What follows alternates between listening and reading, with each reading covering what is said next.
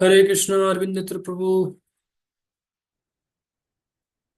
हरे कृष्णा दंडवत प्रणाम गुरुजी। सॉरी गुरुजी, मैं थोड़ा सा लेट हो गया। कोई बात अगर नहीं, दंडवत प्रणाम। अभी अभी आया। अच्छा अच्छा। आगरा में ही है ना? हाँ, ओके, ठीक। यस गुरुजी, आ गया मैं। आगरा में है ना आप? आगरा। हाँ जी गुरुजी, यस गुरुजी। Okay okay. तो हम लोग स्टार्ट करते हैं। हम ज्ञानतिम्रान्धस्य ज्ञानाञ्जनशलाकया चक्षुरुन्मिलितं येन तस्मै श्रीगुरवे नमः। नमो विष्णुपादाय कृष्णपृष्ठाय भूतले श्रीमते भक्तिवेदान्त स्वामीति नामिने। नमस्ते सरस्वते देवे गौरवाणी प्रचारिणे निर्विशेष शून्यवादी पाश्चात्यस्तारिणे। मुखं करोति वाचालं पङ्गुं लङ्घयते गिरिं वन्दनं तत्कृपा श्रीगुरुदीनतारिणम्। हरे कृष्ण। तो आज हम विश्व रूप यानी कि विराट विराट रूप चैप्टर 11 का डिस्कशन करेंगे। तो अध्याय 11 जो है, आवाज आ रहा है ना मेरा क्लियर? हाँ गुरुजी। हाँ। तो विराट रूप जो है वो भगवान ने अर्जुन को क्यों दिखाया? क्योंकि अर्जुन को देखने की इच्छा नहीं थी। अर्जुन तो दो भुजी रूप से भगवान के जो मूल आदि रूप है उसी से संतुष्ट थे।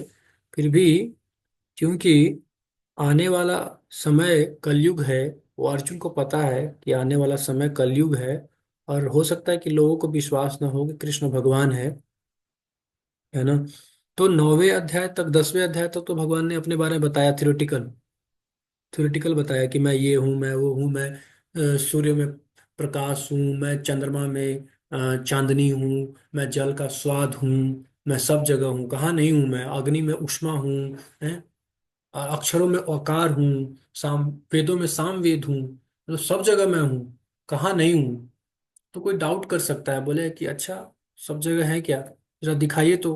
हो सकता है कि थ्योरेटिकल आप बोल रहे हो। ऐसा तो कोई भी बोल देगा कि मैं ये हूँ, मैं वो हूँ, जो भी दुनिया में बेस्ट है वो मैं हूँ। है कि नहीं? कोई भी खड़ा होके कल को बोल दे कि मैं ये हूँ, मैं वो हूँ। तो भगवान मान ले उसको, प्रभु मान ले उसको, पूरा सृष्टा मान ले उसको, भगवान ब्रह्मांड का।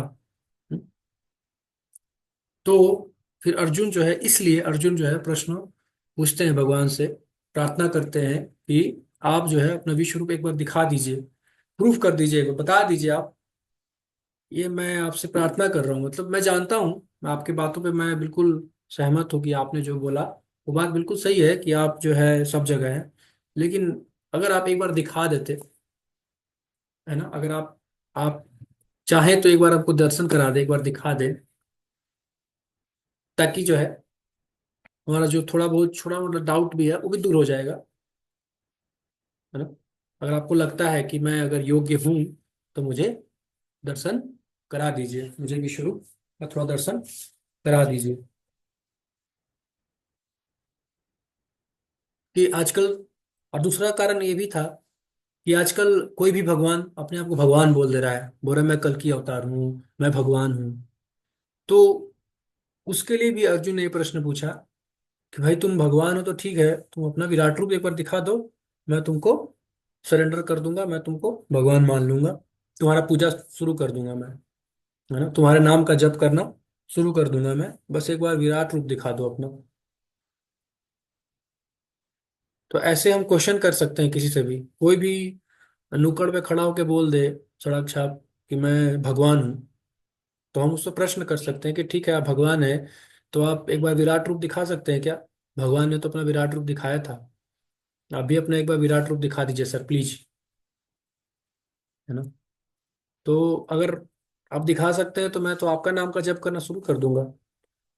हम हरे कृष्ण जप नहीं करेंगे, आपका नाम का जप करेंगे। तो ये ट्रेंड कलयुग में बहुत है। कलयुग, क्योंकि कलयुग एक युग है जिसमें बहुत ज्यादा चीटिंग होता है, धोखाधड़ी का युग है। धोखा, फरेब, धर्म के नाम पे तो बहुत ज्यादा होता है।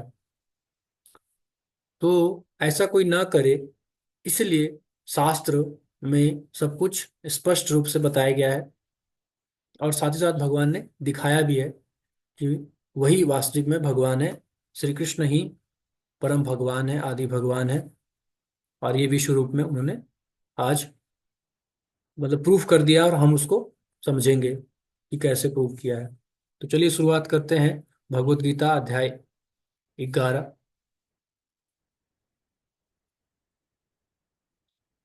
विराट रूप दर्शन योग। सबसे पहला श्लोक आता है इसमें। अर्जुन उवाच मदनुग्रहाय परमं गुह्यम अध्यात्म संचितम यत्त्वया उक्तम वचस्तेन मोहोऽयं विगतो मम। अर्जुन ने कहा, आपने जिन अत्यंत गुह्य आध्यात्मिक विषयों को मुझे उपदेश दिया है, उसे सुनकर अब मेरा मोह दूर हो गया। तो अर्जुन का मोह दूर हो गया है कि कृष्ण अब कोई सामान्य व्यक्ति नहीं है ना। पहले अर्जुन को लग रहा था कि मेरे दोस्त हैं, थोड़ा बहुत डाउट था, वो भी दूर हो गया कि नहीं नहीं, कृष्ण भाई साधारण व्यक्ति नहीं है, मेरा कोई दोस्त नहीं है, वो परम भगवान है ना। पूरा संसार के सृष्टि, अनंत कोटि ब्रह्मांड के सृष्टि नायक हैं। हम्म, साधारण व्यक्ति नहीं है कृष्ण। ये बात, उनका डाउट, ये मोह जो था वो दूर हो गया। तो जब हम भी भगवान से या प्रामाणिक स्रोत से ज्ञान लेते हैं, ध्यान से श्रवण करते हैं, तो हमारा भी मोह दूर हो जाएगा। हम भी कृष्ण को साधारण नहीं समझेंगे, है ना। कृष्ण के सामने खड़े होने पर हम बहुत ही रेस्पेक्टफुल बिहेवियर दिखाएंगे। कृष्ण का कोई भी चीज के प्रति हम रेस्पेक्ट दिखाएंगे। जब हम भगवत गीता को बहुत ध्यान से पढ़ेंगे तो हम अपराध नहीं करेंगे। अपराध क्यों होता है पता है? अज्ञानता के कारण होता है। जब हमको ज्ञान रहेगा तो हम अपराध नहीं करेंगे। अपराध नहीं करेंगे तो क्या होगा? भगवत धाम चले जाएंगे। एक लाइफ टाइम में ही भगवत धाम जा सकते हैं। कई बार लोग बोलते हैं कि अरे मुझे तो बहुत जन्म लेना पड़ेगा, 2 जन्म 3 जन्म। ऐसा नहीं है। अगर हम ध्यान से शास्त्रों को पढ़ें, श्रवण करें और उसके अनुसार अपना जीवन में उतारे, उसको अनुसरण करें, तो हम देखेंगे कि हम एक लाइफ टाइम में ही भगवत धाम जा सकते हैं। अपराध से बचें, रिस्पेक्टफुल बिहेवियर, भगवान और भगवान के तदीय जो भी है, भगवान से जुड़े हुए जो भी चीज़ हैं, वो चाहे भक्त है, चाहे वो कोई सामग्री है, चाहे कुछ भी है, वो सब नाम है। भगवान का नाम के प्रति अपराध न करे, भगवान के धाम के प्रति कोई अपराध न करे, भगवान के भक्तों के प्रति कोई अपराध न करे, भगवान की सेवा के प्रति कोई अपराध न हो। इसका पूरा हम ध्यान रखेंगे। अगर हम शास्त्र को बहुत अच्छे से पढ़ेंगे और समझेंगे, भगवान की ग्लोरी को समझेंगे, भगवान की महिमा को समझेंगे कि भगवान कैसे हर जगह पे विराजमान है। और रेसिप्रोकेट भी करते हैं भगवान, बात भी करते हैं भगवान। ऐसा नहीं है कि भगवान बात नहीं करते हैं। भगवान पर्सन है, एक व्यक्ति है जो बात करते हैं। फीलिंग्स है उनके अंदर, इमोशंस है, वो बात भी करते हैं हमसे। जैसा हम रेसिप्रोकेट करेंगे, जैसा हम भाव रखेंगे, वैसा ही भगवान भी हमसे भाव रखते हैं, है ना। तो इस अध्याय में भगवान ने ये प्रूफ किया, ये दिखाया कि कृष्ण जो है सभी कारणों के कारण है। ब्रह्मा जी बोलते हैं ना कि कृष्ण है सभी कारणों के कारण। तो थियोरेटिकल नहीं है, प्रैक्टिकल दिखा रहे हैं भगवान। प्रैक्टिकल है कि कृष्ण सभी कारणों के कारण है। और केवल इतना ही नहीं, वो ये भी बताएंगे कि वो महाविष्णु के भी कारण है। महाविष्णु भी कृष्ण से आते हैं, ये भी दिखाएंगे आज इस विश्व रूप में। अर्जुन बोलेंगे स्तुति में कि अरे महाविष्णु भी आपके अंदर लेटे हुए हैं। तो सब अवतारों के उद्गम कौन है? श्री कृष्ण। कृष्ण कोई अवतार नहीं है। ये बात स्पष्ट रूप से भागवत गीता और भागवत दोनों ही बोल रहा है कि कृष्ण कोई अवतार नहीं है, अवतारी है। कृष्ण से सारे अवतार आते हैं, है ना? सारे अवतार कृष्ण से आते हैं, यहाँ तक कि महाविष्णु भी, जिससे पूरे भौतिक और ब्रह्मांड का जन्म होता है, वो भी कृष्ण से आते हैं।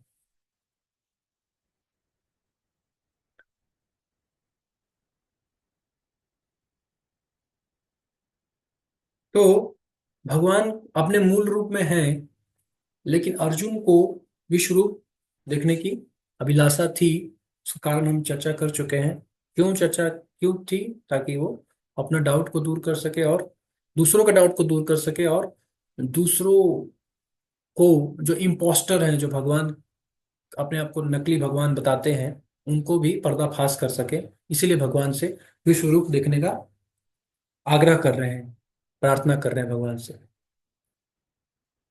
भवाप्यौ हि भूतानां श्रुतौ विस्तर सोमया त्वतः कमलपत्राक्ष महात्म्यपि चाव्यम् हे कमल नयन, मैंने आपसे प्रत्येक जीव की उत्पत्ति तथा लय के विषय में विस्तार आपकी अक्षय महिमा का अनुभव किया है। क्या बता रहे हैं? पहले तो अर्जुन बहुत एक्साइटमेंट में है, खुश है कि कृष्ण जो है वो मेरे मित्र नहीं है बल्कि परम भगवान है। उनको जब ये महा भगवान का जब महिमा श्रवण किए ना, तो बड़ा खुशी से बोल रहे हैं कि हे कमल नयन, आपके नेत्र कमल जैसे हैं। नहीं होता है कि हम अगर किसी से खुश होते हैं, बहुत प्रसन्न होते हैं, तो हम उसका थोड़ा तारीफ करने लगते हैं। अरे अरविंद नेत्र प्रभु, आपका नेत्र अरविंद के समान है। बड़ा खुश होते हैं, बड़ा प्रेम आता है, उमड़ता है जब हम जान लेते हैं कि अरे अरविंद नेत्र प्रभु तो कितने महान व्यक्ति हैं, कितने बड़े पर्सनालिटी है। मुझे समझ आता है कि ऐसा ही मेरा लंगोटिया यार है। लेकिन लंगोटिया यार नहीं है, ये तो मेरा दो बहुत महान है मेरा दोस्त। जब हमको पता चल जाता है ये बात, तो हम उसको गुणगान बड़ा अच्छे से करने लगते हैं और तारीफ में बढ़िया बढ़िया शब्द निकालने लगते हैं, है ना। उस तरह से अर्जुन भी खुश हो गए कि मेरा मित्र तो बहुत महान है, ये तो परम भगवान है। तो कमल नयन बोल रहे हैं, हे कमल नयन। उस एक्साइटमेंट में, खुशी से, प्रेम से, मैंने आपसे प्रत्येक जीव की उत्पत्ति तथा लय के विषय में विस्तार आपकी अक्षय सुना है ना? आप प्रत्येक जीव आपसे आया है, आदि है, आप उद्गम है, और अनुभव किया है? भगवान बोलते हैं 10वें अध्याय में कि हम कृष्णस्य जगतः प्रभुः प्रलय था। मैं इस संपूर्ण भौतिक जगत की उत्पत्ति तथा प्रलय का कारण भगवान श्री कृष्ण है, ये भगवान बताते हैं 10वें अध्याय में। तो उसको सुने अर्जुन, तो अब अर्जुन के अंदर खुशी है। और यहाँ यही तक नहीं, बल्कि देखिए भगवान सृष्टि भी करते हैं और डिस्ट्रक्शन भी करते हैं, लेकिन फिर भी भगवान जो है दूर रहते हैं। बड़ा ये अचिंत्य है, समझना इस चीज को, है कि नहीं। मान लीजिए हम कोई चीज बना रहे हैं और हम ही उसको तोड़ रहे हैं। हमने मोबाइल बनाया, है ना, मोबाइल फोन है, इसको मैंने बनाया और मैं ही इसको तोड़ दूं, और फिर भी मैं बोलूं कि मैं इससे पृथक हूं, मैं इसका संग नहीं कर रहा हूँ। ये बड़ा समझ में नहीं आएगा ना, बुद्धि से समझ में नहीं आएगा कि ऐसा कैसे हो रहा है। मतलब मैं ही इसको तोड़ भी रहा हूँ, मैं ही इसको बना भी रहा हूँ, और मैं इसको संग भी नहीं कर रहा हूँ, मैं इससे स्पृष्ट भी नहीं हूँ। तो ये है भगवान अचिंत शक्ति। भगवान अपनी अचिंत शक्ति से ऐसा करते हैं। तो सर्वव्यापी है भगवान, सर्वव्यापी है। 9वें अध्याय में भगवान बताते हैं कि मैं सर्वव्यापी हूँ, तो भी वे सर्वत्र स्वयं उपस्थित नहीं रहते। भगवान गोलोक में रहते हैं अपने मूल रूप में। कृष्ण जो है अपना दो भुज रूप, दो भुजाओं वाला जो रूप है भगवान का, वो गोलोक में है केवल। और उसके अलावा भगवान गोलोक में रहते हुए भी समस्त सृष्टि में व्याप्त हैं, समस्त सृष्टि में भी हैं, लेकिन फिर भी नहीं है। फिर भी वो उस रूप में नहीं है, कृष्ण रूप में हर जगह नहीं है। व्याप्त तो है लेकिन कृष्ण रूप में केवल गोलोक में है। ये बड़ा अद्भुत है। और इसको बोलते हैं अचिंत, अचिंत ऐश्वर्य है भगवान का। अचिंत ऐश्वर्य, इसको चिंतन नहीं कर सकते।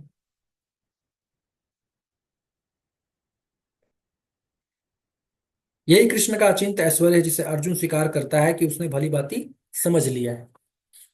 ये चीज आपको मानना होगा। ये चीज अगर आप नहीं मानेंगे तो बड़ा डाउट हो जाएगा कि ऐसा कैसे हो रहा है कि जैसे मैं बात, अरविंद नेत्र प्रभु आगरा में है, लेकिन वो गोवर्धन में नहीं है। लेकिन भगवान के साथ ऐसा नहीं है। भगवान के साथ ऐसा नहीं है। आप एक जगह हो सकते हैं, एक दूसरी जगह नहीं हो सकते हैं, है कि नहीं। मैं गोवर्धन में हूँ लेकिन मैं आगरा में नहीं हूँ, मैं फरीदाबाद में नहीं हूँ। लेकिन प्रदीप प्रभु फरीदाबाद में है तो गोवर्धन में नहीं है। लेकिन भगवान के साथ ऐसा नहीं है। भगवान गोलोक में भी है और यहाँ भी है, गोवर्धन में भी है, सृष्टि हर जगह है। फरीदाबाद में भी है, आगरा में भी है। इसको बोलते हैं अचिंत्य शक्ति।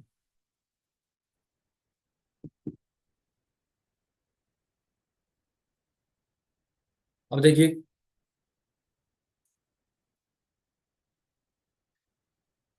फिर अर्जुन जो है कैसे रिस्पेक्टफुल तरीके से भगवान से प्रार्थना कर रहे हैं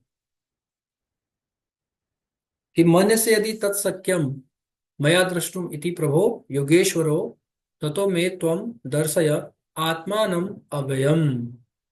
यदि आप मानते हैं हे प्रभु, हे योगेश्वर, यदि आप सोचते हैं, यदि आप मानते हैं कि मैं आपके विश्व रूप को देखने में समर्थ हो सकता हूं, तो कृपा करके मुझे अपना असीम विश्व रूप दिखलाइए।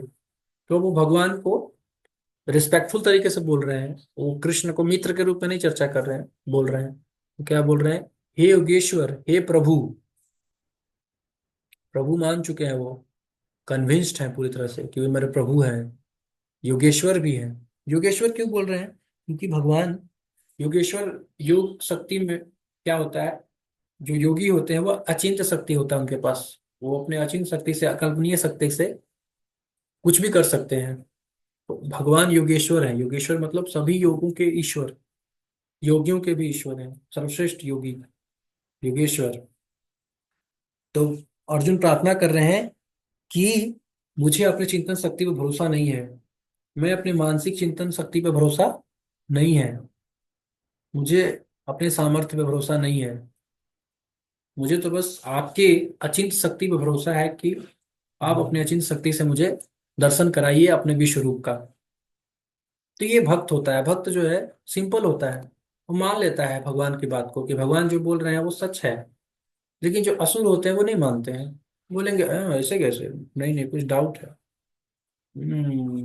कुछ तो है, ऐसा नहीं है, ये जो है एक्चुअली में कृष्ण के अंदर एक ब्रह्म है, वो बोल रहा है, कृष्ण नहीं बोल रहे हैं। बहुत सोचता है असुर, असुर का दिमाग बहुत टेढ़ा चलता है, टेढ़ा, कॉम्प्लिकेटेड। लेकिन भक्त सिंपल होता है, वो मान लेता है कि भगवान जो है, जो बोल रहे हैं वो सत्य है। और देखिएगा अभी अर्जुन को बैठे बैठे भगवान पूरा अनंत ब्रह्मांड का दर्शन करा देंगे, क्योंकि अर्जुन भक्त है, भगवान का शरणागत है। तो जो शरणागत हो जाता है भगवान उसको सब कुछ दिखा देते हैं, बैठे बैठे दिखा देंगे।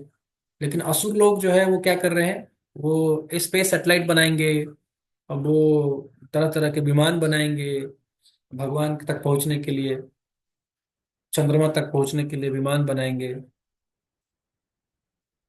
क्योंकि उनको शास्त्र पे भरोसा नहीं है, श्रद्धा नहीं है उनको,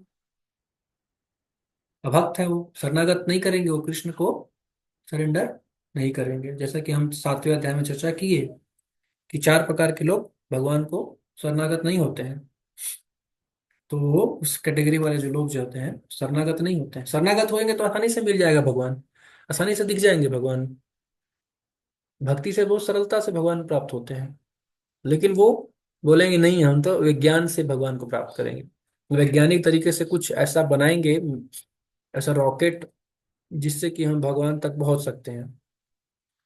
अपने दिमाग, अपने बुद्धि के बल पे हम ऐसा रॉकेट डिजाइन करेंगे जिससे कि हम भगवान तक पहुंच सकते हैं। यस।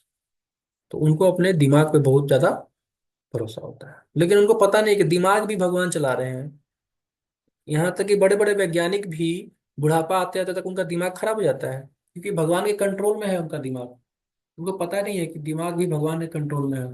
और जो भगवान को नहीं मानते हैं ना, आप देखिएगा ऐसे नास्तिक वैज्ञानिक जो है, जो नास्तिक हैं, ये लोग ज्यादा कुछ कर नहीं पाते हैं। लास्ट टाइम पे ये लोग, इनका इतना बुरा मौत होता है ना, इतना खतरनाक मृत्यु होता है कि ये इमेजिन भी नहीं कर सकते, जो इस तरह के नास्तिक मानसिकता वाले वैज्ञानिक हैं, मटेरियलिस्टिक वैज्ञानिक।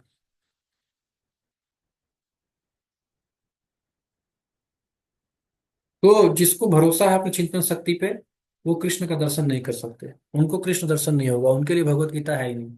जिसको श्रद्धा नहीं है उसको भगवान नहीं मिले। श्रद्धा बहुत जरूरी है, शास्त्र में श्रद्धा है, गुरु में श्रद्धा है, तभी आप आगे बढ़ सकते हैं भगवान के रास्ते पे, वरना आप पीछे हट जाइए। श्रद्धा नहीं है तो, श्रद्धा बहुत जरूरी है। तो श्रद्धा कैसे आएगा? श्रद्धा आता है संग करने से। साधु संग करेंगे, श्रवण करेंगे तो श्रद्धा बढ़ता है। थोड़ा बहुत श्रद्धा होना चाहिए आपके पास, लॉजिकल फेथ थोड़ा बहुत होना चाहिए, जिससे कि आप साधु संग कर सके। साधु संग करने का आपको थोड़ा फेथ होना चाहिए, साधु में थोड़ा बहुत श्रद्धा होना चाहिए आपको। नहीं तो क्या होना, फिर क्या होगा, नहीं तो श्रद्धा क्रिएट करना पड़ेगा। साधु जो है, कोई साधु से अकस्मात आपका भाग्य अच्छा हुआ, कोई साधु कभी आपको क्रिएट, सुकृति क्रिएट करके दे दिया, सुकृति के बल पे आप साधु संग किए और श्रवण करने लगे, सुनने लगे, सुनने लगे, सुनने लगे, सुनते सुनते सुनते सुनते सुनते सुनते आपका श्रद्धा प्रेम इतना बढ़ गया कि आप भगवान से प्रेम करने लगे, श्रवण करने से खूब सुनने लगे, सुनते सुनते सुनते। तो ये भी एक तरीका है। लेकिन ये भाग्य की बात है, ये तो फॉर्चून है। बाकी ज्यादातर लोग तो श्रद्धा से जुड़ते हैं, श्रद्धा है उनको साधु पे, तो साधु के पास आते हैं, पूछते हैं प्रश्न। जैसे अभी यूट्यूब पे कई लोग साधु को बुलाते हैं या पॉडकास्ट करते हैं, क्यों? क्योंकि श्रद्धा है उनको, श्रद्धा है, इसलिए बुलाते हैं, साधु संग करते हैं, साधु से श्रवण कर लेते हैं। तो सुनेंगे तो और श्रद्धा बढ़ेगा, और सुनते जाएंगे कंटिन्यूअसली सुनते जाएंगे, तो श्रद्धा इतना बढ़ जाएगा कि प्रेम तक पहुंच जाएगा।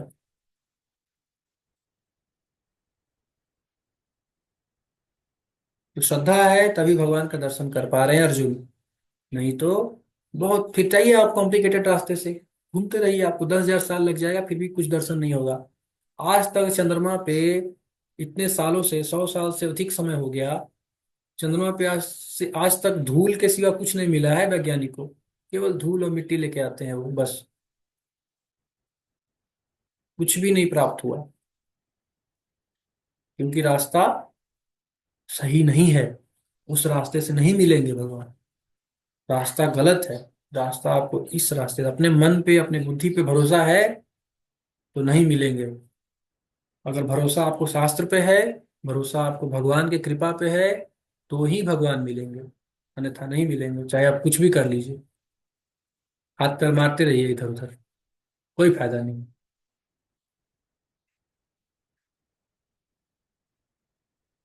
फिर जो है भगवान पांचवे चौथे श्लोक में जब बोलते हैं अर्जुन की, योगेश्वर आपने अचिंत शक्ति पर भरोसा है मुझे, तो आप अपने को प्रकट कीजिए। बताइए, आप अपने आप को मतलब दिखाइए। तो भगवान बोलते हैं, श्री भगवान वाच पांचवें श्लोक में बोल रहे हैं कि हे अर्जुन, ये पार्थ, अब तुम मेरे ऐश्वर्य को, सैकड़ों हजारों प्रकार के दैवी तथा विविध रंगों वाले रूपों को देखो। भगवान प्रसन्न हो गए, क्योंकि अर्जुन सरेंडर्ड सोल थे और उनको भरोसा था, भगवान पे श्रद्धा था। 10 अध्याय तक उन्होंने बहुत धैर्यपूर्वक श्रवण किया और उनको श्रद्धा है, पूरा फेथ है, इसलिए उनका भगवान उनसे प्रसन्न है। तो भगवान अपना रूप दिखा रहे हैं, है ना, विश्व रूप दिखा रहे हैं, विश्व रूप का दर्शन करा रहे हैं। ऐसे विश्व रूप जो है वो भी क्या है, वो भी भौतिक है। कृष्ण रूप जो है वो दिव्य है, और विश्व रूप जो है ये भौतिक है, क्योंकि ये प्रकट होता है अप्रकट होता है। और भगवान इसी रूप में ब्रह्मांड में प्रवेश किए हैं, विश्व रूप में। इसीलिए भगवान, ये ब्रह्मांड चलायमान है, भगवान अगर नहीं रहेंगे ना तो ये ब्रह्मांड नहीं चल सकता है। जैसे ये शरीर है, ये शरीर में अगर चेतना आत्मा नहीं रहेगा ना तो ये शरीर नहीं चल सकता है। यथा ब्रह्मांडे तथा, यथा पिंडे तथा ब्रह्मांडे, बताया गया है कि जैसा हमारा शरीर है वैसा ही ब्रह्मांड भी है, भगवान के विश्व रूप के अनुसार। अगर आप विश्व रूप देखेंगे तो भगवान, बताया गया है कि भगवान का सिर जो है वो सत्यलोक है, भगवान का पैर जो है पाताल लोक है ना, भगवान का जो नाभि है ये सब स्वर्ग लोक है, छाती है ये सब तपलोक है, जनलोक है, ऐसे ऐसे बताया गया। तो ब्रह्मांड चलायमान होता है, ब्रह्मांड गतिमान होता है, भगवान जब उसमें मौजूद रहते हैं, भगवान जब उसमें प्रवेश करते हैं, पुरुष अवतार विश्व रूप, तो जब ब्रह्मांड चल गतिमान होता है, वरना गतिशील नहीं रहेगा। तो इसीलिए भगवान जो है वो इस संसार को गतिमान करते हैं। और अर्जुन जो है भगवान से प्रार्थना करता है कि आप जो है इस रूप को दिखाइए। असामान्य व्यक्ति इस रूप को नहीं देख सकता, विश्व रूप को सामान्य व्यक्ति नहीं देख सकता है। आगे बताएंगे भगवान के दिव्य चक्षु दिया जाएगा तभी देख सकते हैं, कोई और नहीं देख सकता है इसको। फिर भगवान बोलते हैं कि हे भारत, लो तुम आदित्यो वसु रुद्रो अश्विनी कुमार तथा अन्य देवताओं के विभिन्न रूपों को यहाँ देखो। तुम ऐसे अनेक आश्चर्यमय रूपों को देखो जिन्हें पहले किसी ने न तो कभी देखा है न सुना है। भगवान क्या बोल रहे हैं कि तुम सब कुछ देखो, मेरे मतलब ऐसे ऐसे चीज दिखा रहा हूं जो ना कभी कोई सुना है, ना कोई सुना है, ना कभी कोई देखा है। मतलब भक्ति से इतना प्रसन्न है भगवान कि सब कुछ दिखा रहे हैं। कितना भक्ति कितना अच्छा है ना, कि आप देखो भक्ति करके आप सब कुछ देख सकते हो बैठे बैठे, रथ में बैठे बैठे भगवान सब कुछ दिखा रहे हैं। इधर वैज्ञानिक लोग जो मटेरियलिस्टिक लोग हैं वो कितना प्रयास कर रहे हैं कि मैं ये करूं वो करूं, लेकिन कुछ भी उनको दर्शन भगवान का, एक सृष्टि का एक इतना सा भी वो एक्सप्लोर नहीं कर पा रहे हैं।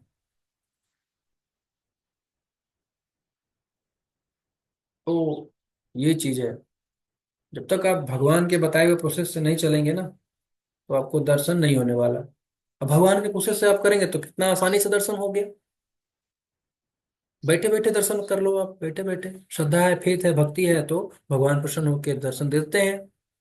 कोई ज्यादा मेहनत नहीं करना है। तो कौन सा तरीका अच्छा है, भक्ति का तरीका या फिर ये वैज्ञानिक तरीका से भगवान की बात करना, मटेरियलिस्टिक तरीके से, बुद्धि, मन बुद्धि से? ये तरीका आसान है। देखो क्या बता रहे, इहैक स्थम जगत कृष्ण पश्चाद सचराचर मम देह गुड़ाकेश यच्चान्य द्रष्टुमिच्छसि। हे अर्जुन, तुम जो भी देखना चाहो उसे तत्क्षण मेरे इस शरीर में देखो। हम्म? तुम इस समय तथा भविष्य में जो भी देखना चाहते हो उसको यह विश्व रूप दिखाने वाला है। यहाँ एक ही स्थान पर चर अचर सब कुछ है। भूत और भविष्य भी दिखा दिए भगवान। हम भविष्य नहीं देख सकते हैं। सीसीटीवी कैमरा लगा करके हम भूत देख सकते हैं, भूतकाल, वो भी सिर्फ 1 महीने का। लेकिन भविष्य नहीं देख सकते हैं। लेकिन भगवान अर्जुन को भूत भविष्य सब कुछ दिखा रहे हैं, बैठे बैठे रथ पे बैठा करके सब कुछ दर्शन करा रहे हैं। ये भगवान है। ये भगवान का शक्ति है, योग शक्ति। कोई व्यक्ति एक स्थान में बैठे बैठे सारा विश्व नहीं देख सकता। यहाँ तक कि बड़े से बड़ा वैज्ञानिक भी यह नहीं देख सकता कि ब्रह्मांड के अन्य भागों में क्या हो रहा है। नहीं देख सकता है। केवल टीवी लगा करके, सैटेलाइट लगा करके आप कितना दिखाएंगे? ब्रह्मांड दिखाएंगे क्या? इस ब्रह्मांड, दूसरा ब्रह्मांड में दिखा सकते हैं? नहीं दिखा सकते। कितना भी वैज्ञानिक कोशिश कर ले, इस ब्रह्मांड से बाहर का रेंज नहीं है उनके पास। थोड़ा बहुत स्पेस सैटेलाइट लगा के स्पेस का दर्शन करा देते हैं, थोड़ा बहुत पृथ्वी का दर्शन करा देते हैं, उससे ज्यादा कुछ उनके पास रेंज नहीं है। लेकिन अर्जुन जो है, बैठे बैठे रथ पे बैठे बैठे केवल एक ब्रह्मांड नहीं, समस्त ब्रह्मांड को देख रहे हैं। जितने ब्रह्मांड है उस ब्रह्मांड में सब कुछ देख रहे हैं। इसी ब्रह्मांड को नहीं, कई ब्रह्मांडों को, बिना कोई वैज्ञानिक रिसर्च किए। किंतु अर्जुन जैसा भक्त यह देख सकता है कि सारी वस्तुएं जगत में कहाँ कहाँ स्थित है। कृष्ण उसे शक्ति प्रदान करते हैं जिससे वह भूत वर्तमान तथा भविष्य जो कुछ देखना चाहे देख सकता है। इस तरह अर्जुन कृष्ण के अनुग्रह से सारी वस्तुएं देखने में समर्थ है।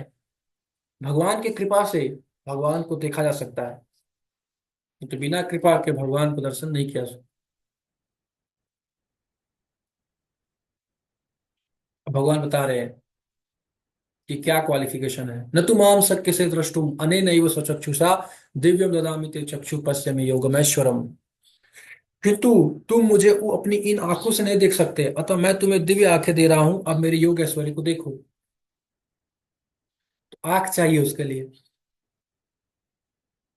भगवान को देखने के लिए आंख चाहिए, विश्व रूप को देखने के लिए आंख चाहिए। क्या आंख चाहिए? दिव्य आंख चाहिए, दिव्य नेत्र चाहिए। बिना दिव्य नेत्र के भगवान को दर्शन नहीं कर सकते हैं। विश्व रूप का दर्शन दिव्य नेत्र से ही हो सकता है। ये भगवान यहाँ बता रहे हैं।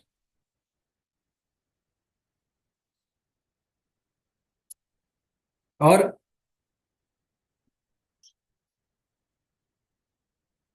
भगवान क्या बोल रहे हैं कि आप अपने दृष्टि को बदलो, मन को नहीं। मन से, कई लोग बोलते हैं ना, मन की आंखों से देखो, मन की आंखों से, कल्पना से, कल्पना करो। नहीं, कल्पना नहीं होता है। साक्षात दिखा रहे हैं, आंख दे करके, दृष्टि से दिखा रहे हैं, ये दृष्टि दे रहे हैं भगवान। कृष्ण का यह विराट रूप कोई महत्वपूर्ण नहीं है, यह बात के श्लोकों में पता चल जाएगा। फिर भी चूंकि अर्जुन इसका दर्शन करना चाहता था, अतः भगवान ने उसे इस विराट रूप को देखने के लिए विशिष्ट दृष्टि प्रदान की। तो भगवान दिखाना चाहेंगे तो हम जरूर देख सकते हैं, नहीं तो नहीं देख सकते हैं भगवान के विश्व रूप को, भगवान के सुंदर स्वरूप को। जो भक्त कृष्ण के साथ देवी संबंध से बंधे हैं वे उनके ऐश्वर्यों के ईश्वर विहीन प्रदर्शनों से नहीं, अपितु उनमें उनके प्रेम में स्वरूपों से आकृष्ट होते हैं।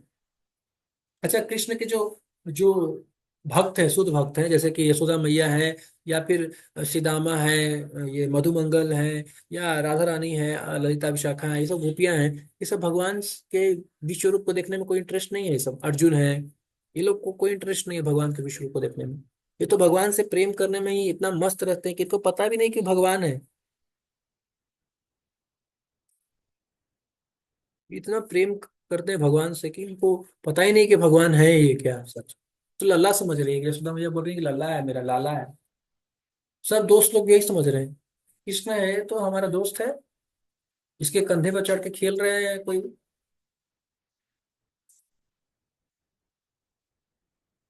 अर्जुन को भी लग रहा था कि ये तो मेरे दोस्त है।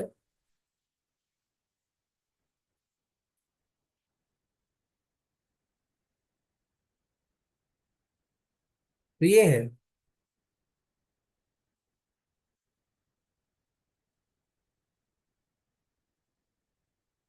भूल जाते हैं कि वो परमेश्वर है। भगवान की योग माया शक्ति भुला देती है, तो परमेश्वर है।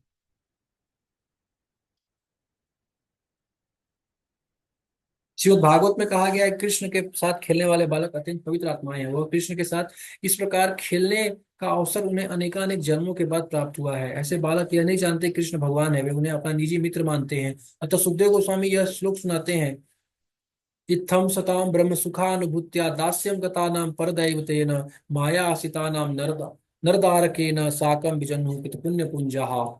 यह वह परम पुरुष है जिसे ऋषिगण निर्विशेष ब्रह्म करके मानते हैं, भक्तगण भगवान मानते हैं और सामान्य जन प्रकृति से उत्पन्न हुआ मानते हैं। ये बालक जिन्होंने अपने पूर्व जन्मों में अनेक पुण्य किए हैं, अब उसी भगवान के साथ खेल रहे हैं। तो कई जन्मों का पुण्य अर्जित होने के बाद जो है भगवान का संग प्राप्त होता है। हम लोग बहुत लकी हैं कि हम लोग भगवान का संग प्राप्त कर रहे हैं। लेकिन इस लकी होने के बाद भी कई लोग फायदा नहीं उठाएंगे। कई लोग भगवत गीता क्लास में नहीं आएंगे। हम कितना लकी है हमको पता है, बहुत लकी है हम। कई जन्मों के पुण्य करने के बाद हम यहाँ तक पहुंचे हैं, या चैतन्य महाप्रभु के असीम कृपा के कारण हम यहाँ पहुंचे हैं। जैसे भी हम पहुंचे हैं, बस पहुंच गए हैं हम कृपा से, ये समझना चाहिए हमको। और हमको इसका लाभ उठाना चाहिए, पूरा पूरा लाभ उठाना चाहिए। अपने श्रवण कीर्तन को अच्छा रखना चाहिए, रेगुलर श्रवण कीर्तन करते रहना चाहिए।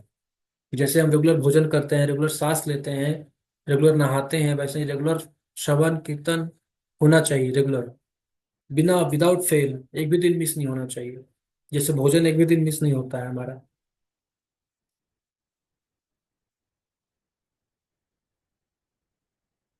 ये हम बहुत लकी, हमको ये मानव शरीर मिल गया, अब साधु संग मिल गया है, और ऊपर से भजन करने का मौका मिल गया। हम कितने लकी हैं, हम बहुत भाग्यशाली हैं।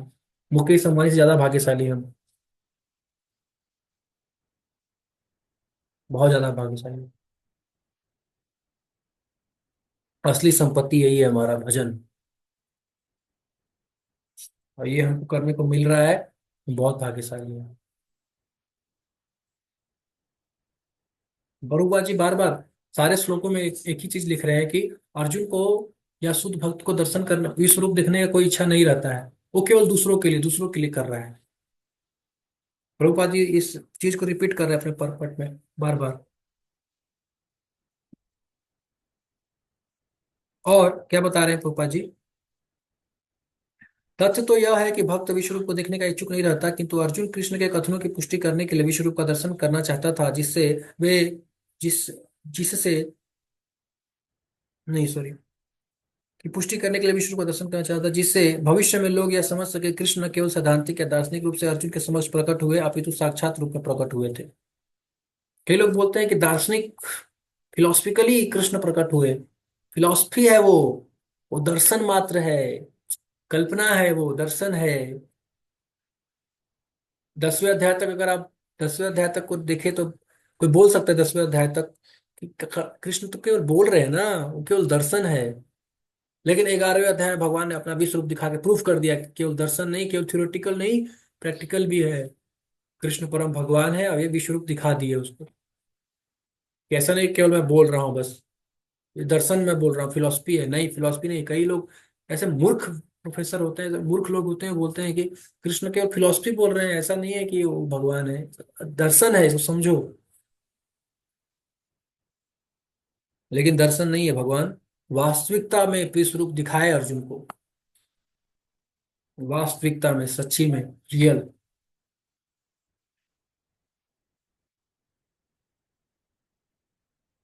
या सैद्धांतिक, ये उस सिद्धांत की बात नहीं हो रही है, बल्कि प्रैक्टिकल भी बताया जा रहा है।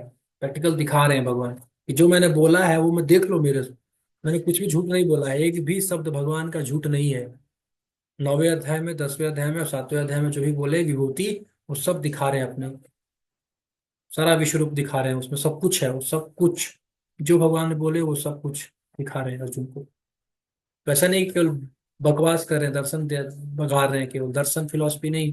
भगवान जो बोलते हैं एकदम रियल बात बोलते हैं, कुछ दर्शन वर्शन नहीं, कोई कल्पना नहीं, कोई ऐसा उपमा नहीं दे रहे हैं या कल्पना नहीं कर रहे हैं, काल्पनिक दृष्टि नहीं दिखा रहे हैं। सच्ची, सच्चा, रियलिटी, रियल सच जो है वो दिखा रहे हैं, वही बता रहे हैं, वही बोल रहे हैं। कुछ भी कल्पना नहीं, साक्षात रूप में प्रकट हुए हैं भगवान। अर्जुन को इसकी पुष्टि करनी थी, क्योंकि अर्जुन से ही परंपरा पद्धति प्रारंभ होती है। जो लोग वास्तव में भगवान को समझना चाहते हैं और अर्जुन के पद चिन्हों का अनुसरण करना चाहते हैं, उन्हें यह जान लेना चाहिए कि कृष्ण न केवल सैद्धांतिक रूप में अपितु वास्तव में अर्जुन के समक्ष परमेश्वर के रूप में प्रकट हुए। ये लोग बोलेंगे बेवकूफ लोग कि सैद्धांतिक रूप में प्रकट हुए। वो एक सिद्ध, कृष्ण मतलब एक सिद्धांत, ऐसा बोलेंगे। कृष्ण मतलब एक सिद्धांत, समझिए आप, सिद्धांत। कृष्ण कोई व्यक्ति नहीं है, वो एक सिद्धांत है, धर्म के सिद्धांत को समझिए, ऐसे बोलेंगे। लेकिन कृष्ण सिद्धांत नहीं, कृष्ण एक व्यक्ति है।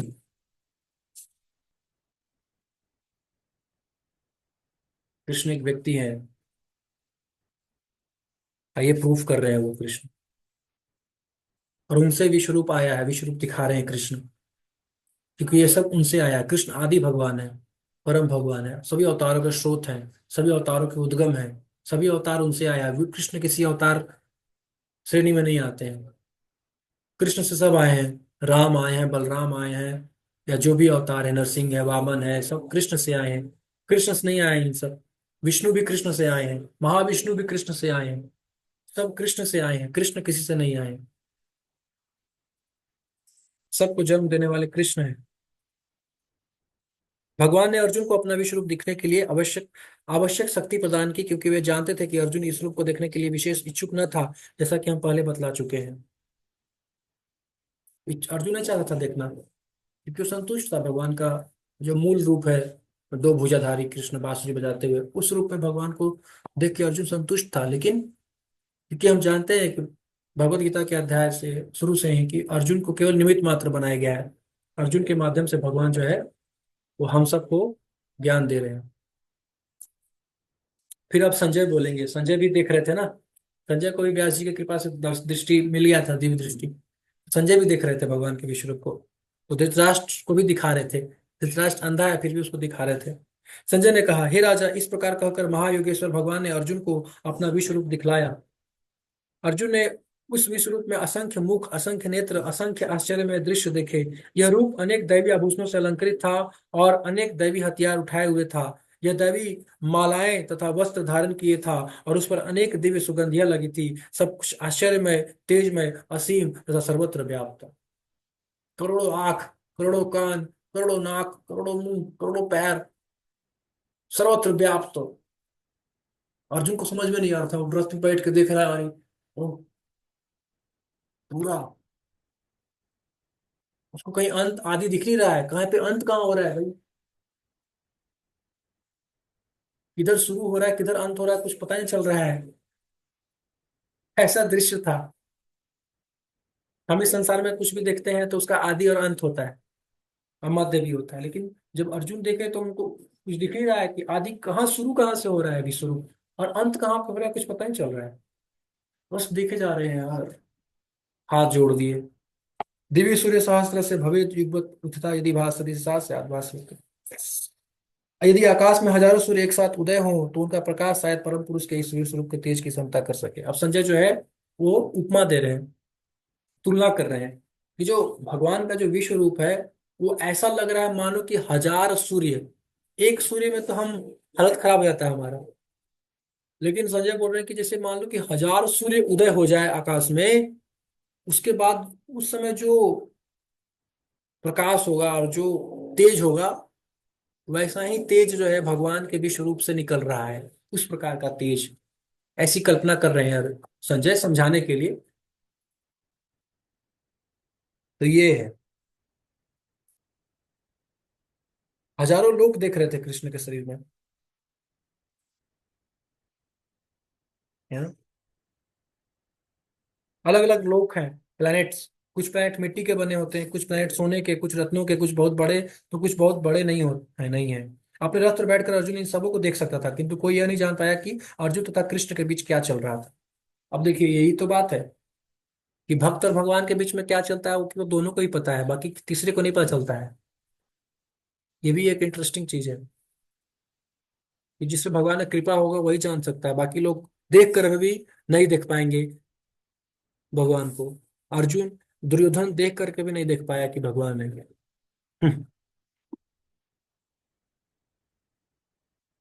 केवल अर्जुन ही समझ पाए, क्योंकि जिसको भगवान दिखाना चाहेंगे, जिसके ऊपर भगवान का कृपा होगा वही भगवान को देख सकता है। जिसके ऊपर नहीं होगा वो चाहे देख कर भी अनदेखा रह जाएगा, देख कर भी नहीं समझ पाया कि भगवान है।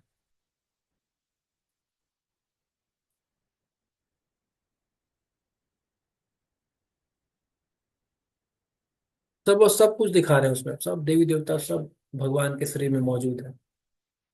देखिए यहाँ क्या बोलेंगे। अब देखिए अर्जुन जो है, इसके बीच में भी बहुत सारे श्लोक होते हैं, वो भी मैं थोड़ा बता देता हूँ आपको। तब मोहग्रस्त एवं आश्चर्यचकित रोमांचित 22 श्लोक जो है, 22 श्लोक में अर्जुन जो है विश्व रूप का वर्णन कर रहे हैं, विश्व रूप के बारे में बता रहे हैं। 22 श्लोक है केवल, जो विश्व रूप के बारे में ही चर्चा है। तब मोहग्रस्त एवं आश्चर्यचकित रोमांचित हुए अर्जुन ने प्रणाम करने के लिए मस्तक झुकाया और हाथ जोड़कर भगवान से प्रार्थना करने लगा। अब अर्जुन जो है वो देख रहे हैं कि भाई आदि मध्य अंत कुछ है ही नहीं, कहाँ है क्या है, तुरंत हाथ जोड़ दिए।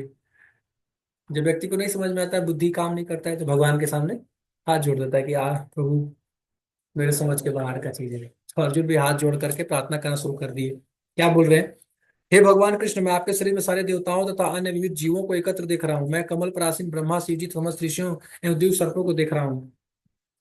हे विश्वेश्वर, हे विश्वरूप, आपके पास अगर भगवत गीता है तो खोल लीजिए, चैप्टर 11 वर्स नंबर 16 पढ़ रहे हैं अभी हम लोग। हे विश्वेश्वर, हे विश्वरूप, मैं आपके शरीर में अनेकानेक हाथ, पेट, मुंह तथा आंखें देख रहा हूँ, जो सर्वत्र फैले हैं और जिनका अंत नहीं है। आप में न अंत दिखता है, न मध्य और न आदि दिखता है। कुछ भी नहीं है, न आदि है, न अंत है, न मध्य है। आपके रूप को उसके चकाचौंध तेज के कारण देख पाना कठिन है, क्योंकि वह प्रज्वलित अग्नि की भांति अथवा सूर्य के अपार प्रकाश की भांति चारों ओर फैल रहा है। तो भी मैं इस तेजों में रूप को सर्वत्र देख रहा हूँ, जो अनेक मुकुटों, गदाओं और चक्रों से विभूषित है। आप परम आद्य गेय वस्तु हैं, आप इस ब्रह्मांड के परम आधार हैं। आप अव्यय तथा पुराण पुरुष हैं, आप सनातन धर्म के पालक भगवान हैं, यही मेरा मत है।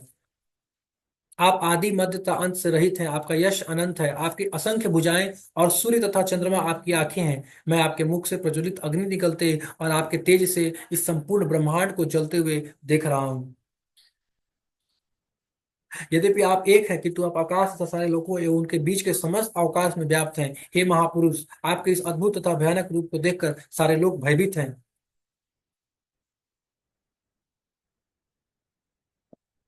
तो इसे बताया गया है कि अर्जुन के साथ साथ स्वर्ग लोक और तपलोक के लोग भी भगवान को देख रहे थे, विश्व रूप को देख रहे थे। अर्जुन के इस उक्ति से पता चलता है, जैसा कि प्रभुपाद जी परपट में लिख रहे हैं, कि इस श्लोक में द्यावा पृथ्व्यो तथा लोकत्रयम, तीनों संसार महत्वपूर्ण शब्द है, क्योंकि ऐसा लगता है कि न केवल अर्जुन ने इस विश्व रूप को देखा, बल्कि अन्य लोगों के वासियों ने भी इसे देखा। अर्जुन द्वारा विश्व रूप का दर्शन स्वप्न न था, भगवान ने जिन जिनको दिव्य दृष्टि प्रदान की, उन्होंने विचित्र में उस विश्व रूप को देखा। कई लोग बोल सकते हैं कि नहीं, अर्जुन सपना दिख रहा होगा। तो भगवान, ये रूप केवल अर्जुन नहीं देख रहा था, बल्कि देवी देवता भी देख रहे थे। जिसको भी दिव्य दृष्टि मिला होगा वो सब देख रहा है। देवों का सारा समूह आपकी शरण ले रहा है, आपके प्राप आप में प्रवेश कर रहा है। उनमें से कुछ अत्यंत भयभीत होकर हाथ जोड़े आपकी प्रार्थना कर रहे हैं। महर्षियों और सिद्धों के समूह कल्याण हो कहकर वैदिक स्तोत्रों का पाठ करते हुए आपकी स्तुति कर रहे हैं। शिव के विविध रूप आदित्यगण, वसु, साध्य, विश्वदेव, दोनों अश्विनी कुमार, मरुदगण, पितृगण, गंधर्व, यक्ष, असुर तथा सिद्धदेव, आप सभी आपको आश्चर्यपूर्वक देख रहे हैं। हे महाबाहु, आपके इस अनेक मुख, नेत्र, बाहु, जंघा, पांव, पेट, भयानक दांतों वाले विराट रूप को देखकर देवतागण सहित सभी लोग अत्यंत विचलित हैं, और उन्हीं की तरह मैं भी हूँ। सब विचलित हो रहे हैं भगवान के विश्व रूप को देख करके, ये क्या है, ये क्या चल रहा है भैया। ऐसा टीवी, ऐसा सीन मैंने कभी देखा नहीं है। ये तो जबरदस्त टीवी चल रहा है एकदम। हम्म। आजकल आ गया है ना वो, एक दिखने वाला, आंख में लगा करके देखते हैं 8D इमेज, 3D इमेज। भगवान ने अर्जुन को वी पहले आर। ही दिखा दी। VR, हाँ। भगवान ने तो पहले ही अर्जुन को VR दिखा दी। तो ये सब इन्वेंशन पुराना है, कोई नया चीज नहीं है। वैज्ञानिक लोग बड़ा इतराते हैं कि हम तो नया नया चीज इन्वेंट कर रहे हैं, तुम लोग तो पुरानी लोग हो। क्या पुराना है ये सब, नया पुराना तुम हो। ये सब संजय घर में बैठ के धृतराष्ट्र को सब कुछ दिखा रहे हैं, महाभारत युद्ध उसी समय से चल रहा है, CCTV कैमरा।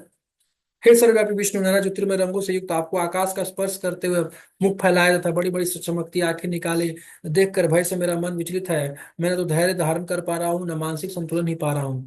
एकदम विचलित हो रहे हैं। हे देवेश, हे जगत निवास, आप मुझ पर प्रसन्न हो। मैं इस प्रकार से आपके प्रलय अग्नि स्वरूप मुखों को तथा विकराल दांतों को देखकर अपना संतुलन नहीं रख पा रहा हूँ। मैं सब ओर से मोहग्रस्त हो रहा हूँ।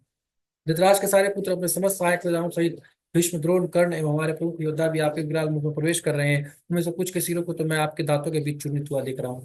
तो भग जैसे गन्ने का मशीन में जैसे गन्ना डालते हैं और चूर चूर हो जाता है ना, वैसे ही अ, अर्जुन देख रहे थे कि भगवान के दांतों में सारे जितने भी भीष्म है, कर्ण है, दुर्योधन है, पांड कौरव है, सब सब के सब उस उनके मुख में जा रहे हैं, दांतों में चबा चबा चबा के सबको, जैसे गन्ने का रस निकाल कर गन्ने को फेंक देते हैं, वैसे ही सब का हालत ऐसे ही अर्जुन देख रहे थे कि सबका हालत ऐसे ही हो रहा है। भगवान बोल दिए कि पांडव, तुम पांचों को छोड़ के कोई घर वापस नहीं जाएगा, कोई नहीं जाएगा घर वापस। जिस प्रकार नदियों की अनेक तरंगे समुद्र में प्रवेश करती हैं, उसी प्रकार ये समस्त महान योद्धा भी आपके प्रज्वलित मुखों में प्रवेश कर रहे हैं। मैं समस्त लोगों को पूर्ण वेग से आपके मुख में भी उसी प्रकार प्रविष्ट होते देख रहा हूँ, जिस प्रकार पतंगे अपने विनाश के लिए प्रज्वलित अग्नि में कूद पड़ते हैं। हे विष्णु, मैं देखता हूँ कि आप अपने प्रज्वलित मुखों से सभी दिशाओं के लोगों को निगले जा रहे हैं। आप सारे ब्रह्मांड को अपने तेज से आपूरित करके अपनी विकराल झुलसाती किरणों सहित प्रकट हो रहे हैं। हे देवेश, कृपा करके मुझे बताइए कि इतने उग्र रूप में आप कौन हैं। मैं आपको नमस्कार करता हूँ, कृपा करके मुझे प्रसन्न हो। आप आदि भगवान हैं, मैं आपको जानना चाहता हूँ, क्योंकि मैं नहीं जान पा रहा हूँ कि आपका प्रयोजन क्या है। तब भगवान बोलते हैं। अब भगवान बोल रहे हैं। अर्जुन ने 22 श्लोकों में स्तुति किया भगवान का जबरदस्त। तो भगवान बोल रहे हैं कि अतः उठो, लड़ने के लिए तैयार हो और यश अर्जित करो। अपने शत्रुओं को जीत कर संपन्न राज्य का भोग करो। ये सब मेरे द्वारा पहले ही मारे जा चुके हैं, और ये सब साची, तुम तो युद्ध में केवल निमित्त मात्र हो सकते। तुम यश प्राप्त करो, तुम जाके बस एग्जाम दो। सारा पास तो मैंने तुम कर दिया है पहले ही, तुम बस अपना रोल नंबर दे लिख दो, नाम लिख के आ जाओ, बाकी सब मैं दे लिख लूंगा। भगवान ने सबको पहले ही मार दिया है।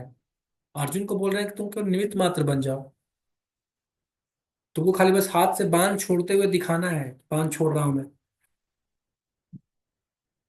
नाम प्राप्त करो, यश प्राप्त करो, खुश रहो,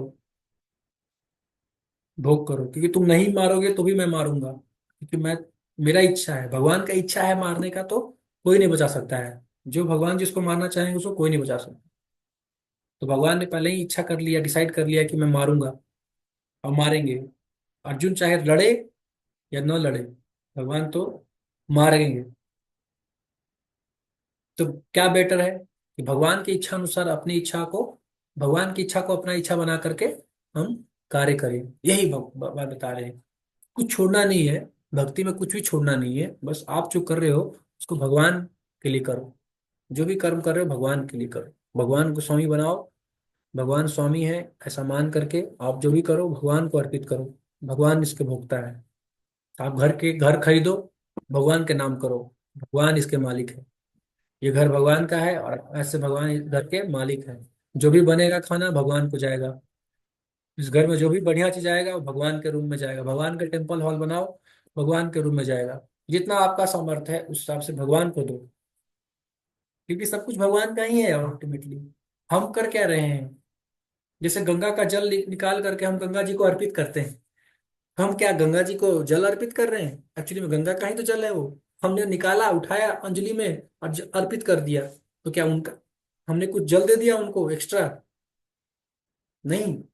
हमारा भाव है कि हम आपको समर्पित करते हैं, अपना जो कुछ भी है आपको समर्पित कर रहे हैं प्रेम पूर्वक। वो भाव को ग्रहण कर लिया जाता है। नहीं तो हम भगवान को क्या देंगे? क्या दे सकते हैं भगवान को? कुछ नहीं दे सकते। सब कुछ उन्हीं का तो है।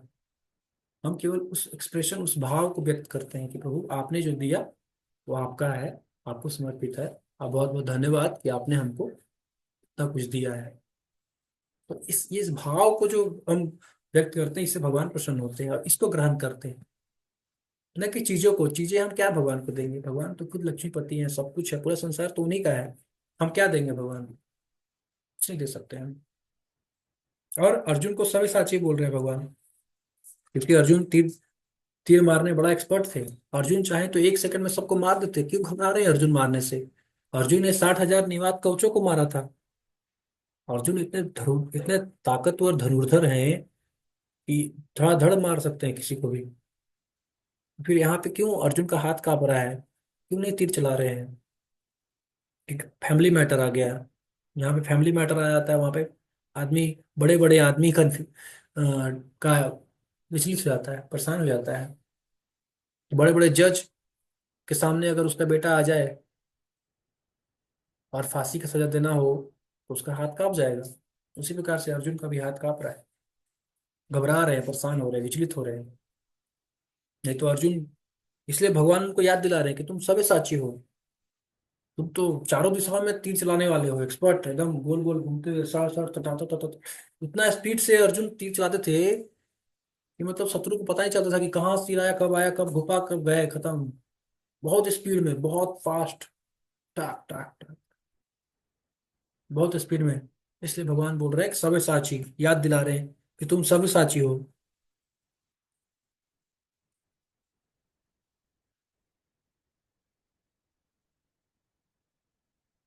केवल कारण मात्र, यह शब्द भी अत्यंत महत्वपूर्ण। संसार भगवान की इच्छा अनुसार गतिमान है। अल्पज्ञ पुरुष सोचते हैं कि यह प्रकृति बिना किसी योजना के गतिशील है और सारी सृष्टि आकस्मिक है ना। और जो मूर्ख लोग हैं सोचते हैं क्या है कि प्रकृति से सब चल रहा है और कोई उसे, फिर उसके ऊपर कोई नहीं है, प्रकृति अपने आप चल रही है।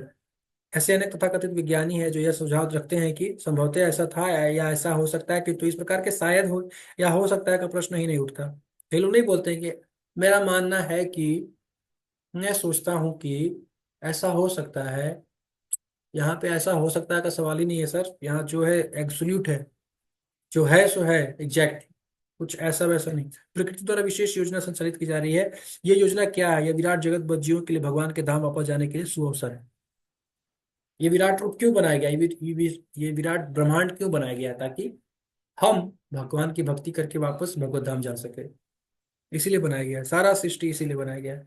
जब तक उनकी प्रवृत्ति प्रकृति के ऊपर बहुत स्थापित करने की रहती है, तब तक वे बद्ध रहते हैं।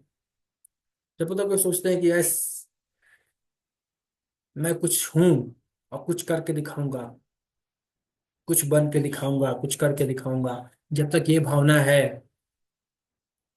पोस्ट पोजीशन भगवान बनने की, जब तक कुछ थोड़ा सा भी इच्छा है, तब तक वो इस संसार में रहेगा।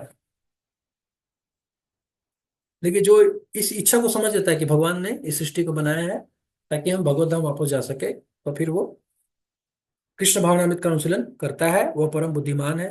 वही बुद्धिमान व्यक्ति है। जिस जगत की उत्पत्ति तथा उसका संहार ईश्वर की परम अध्यक्षता में होता है। इस प्रकार कुरुक्षेत्र के का युद्ध ईश्वर की योजना के अनुसार लड़ा गया। तो कुरुक्षेत्र का युद्ध जो है ईश्वर के अनुसार, उनकी इच्छा थी इसलिए लड़ा गया। अर्जुन युद्ध करने से मना कर रहा था, किंतु उसे बताया गया है कि परमेश्वर की इच्छा अनुसार उसे लड़ना होगा।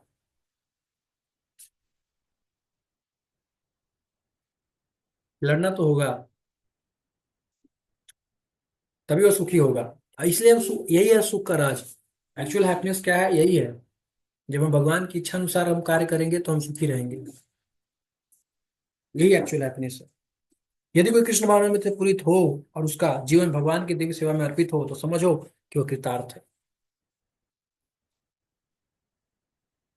तो भगवान की इच्छा को समझ लेना और उसके अनुसार एक्ट करना, यही कृष्ण भावनामृत भावित है, कृष्ण भावनामृत है। तभी हम सुखी रह सकते हैं। सुख का फॉर्मूला भगवान बता दिए। This is the formula for happiness. निमित्त मात्र बनना है केवल। सारे कार्य भगवान करते हैं, हम केवल निमित्त मात्र हैं। और जब हम इस भाव से करेंगे तो कोई टेंशन नहीं होगा, कोई स्ट्रेस नहीं आएगा। हम क्योंकि अपने आप को कर्ता मान लेते हैं बहुत, अहंकार के कारण। तब हमको स्ट्रेस आता है कि अरे ये कैसे होगा, वो कैसे होगा, उसका शादी कैसे कराऊं, उसका कैसे पढ़ाऊं, उसको क्या करूं, मैं बच्चे का पढ़ाई कैसे होगा, शादी कैसे होगा, जॉब का क्या, ये का क्या। अरे भगवान करने वाले हैं, आप थोड़े करने वाले हो। आप तो अपने शरीर का एक बाल भी आपके मर्जी से नहीं उगता है, वो भी इस प्रकृति की वजह से उगता है। आप क्या करोगे? टाइनी सोल, कुछ भी नहीं हुआ। सत्य सब भगवान है। फिर अर्जुन बोलता है, अब अर्जुन प्रसन्न हो गया है, भगवान का सब सुन लिया। क्या बोल रहा है? अर्जुन ने कहा, हे ऋषिकेश, आपके नाम के श्रवण इससे संसार हर्षित होता है और सभी लोग आपके प्रति अनुरक्त होते हैं। यद्यपि सिद्ध पुरुष आपको नमस्कार करते हैं, किंतु असुरगण भयभीत है और इधर उधर भाग रहे हैं। यह ठीक ही हुआ है। तो अब देखेंगे कि असुर लोग जो है भगवान के रूप से बड़ा डरते हैं।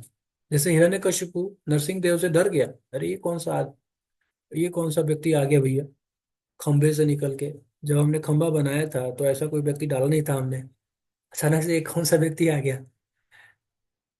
अब वही प्रहलाद जो है एकदम देख करके एकदम प्रसन्न है, खुश है, स्तुति कर रहे हैं, मुंह से स्तुति निकल रहा है। वाह प्रभु, कितना सुंदर रूप है, क्या दिव्य रूप है। और वही हिरण्यकशिपु डर रहा है, अरे मारो इसको, नहीं तो ये मेरे को मार देगा। ये कौन जानवर आ गया है, कौन है ये बदमाश।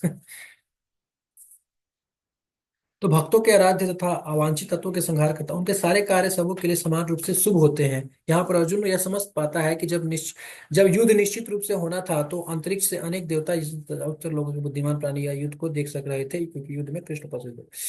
जब अर्जुन ने भगवान का विश्व रूप देखा तो देवताओं का आनंद हुआ, किंतु अन्य लोग जो असुर तथा नास्तिक थे भगवान की प्रशंसा सुनकर सहन न कर सके। वे भगवान के विनाशकारी रूप से डर कर भाग गए। भक्तों तथा नास्तिकों के प्रति भगवान के व्यवहार की अर्जुन द्वारा प्रशंसा की गई है। भक्त प्रत्येक अवस्था में भगवान का गुणगान करता है, क्योंकि वह जानता है कि वह जो कुछ भी करते हैं वो सबों के हित में है। तो भगवान कभी गलत नहीं करते हैं, है ना। हम लोग आजकल ट्रेंड चला है कि शास्त्रों पे भगवान पे प्रश्न पूछ देते हैं, लोग लोग भगवान के ऊपर क्वेश्चन कर देते हैं कि भगवान जो है ऐसा क्यों किए, ऐसा क्यों किए। भगवान को ऐसा नहीं करना चाहिए था। जैसे लगता है कि वो कौन है, वो भगवान से ऊपर है। लेकिन हमें ये जानना चाहिए कि भगवान जो भी करते हैं वो हित के लिए, परहित के लिए करते हैं और वो उसमें सबका हित होता है। भगवान का कोई भी स्टेप गलत नहीं होता है कोई भी, क्योंकि भगवान परफेक्ट है। उनके अंदर कोई दोष नहीं है, त्रुटि नहीं है। वो कभी त्रुटि नहीं करते हैं, इसलिए उनका नाम अच्युत है। कोई त्रुटि नहीं। हे महात्मा, भगवान को महात्मा बोल रहे हैं अर्जुन। हे महात्मा, आप ब्रह्मा से भी बढ़कर हैं, आप आदि सृष्टा हैं।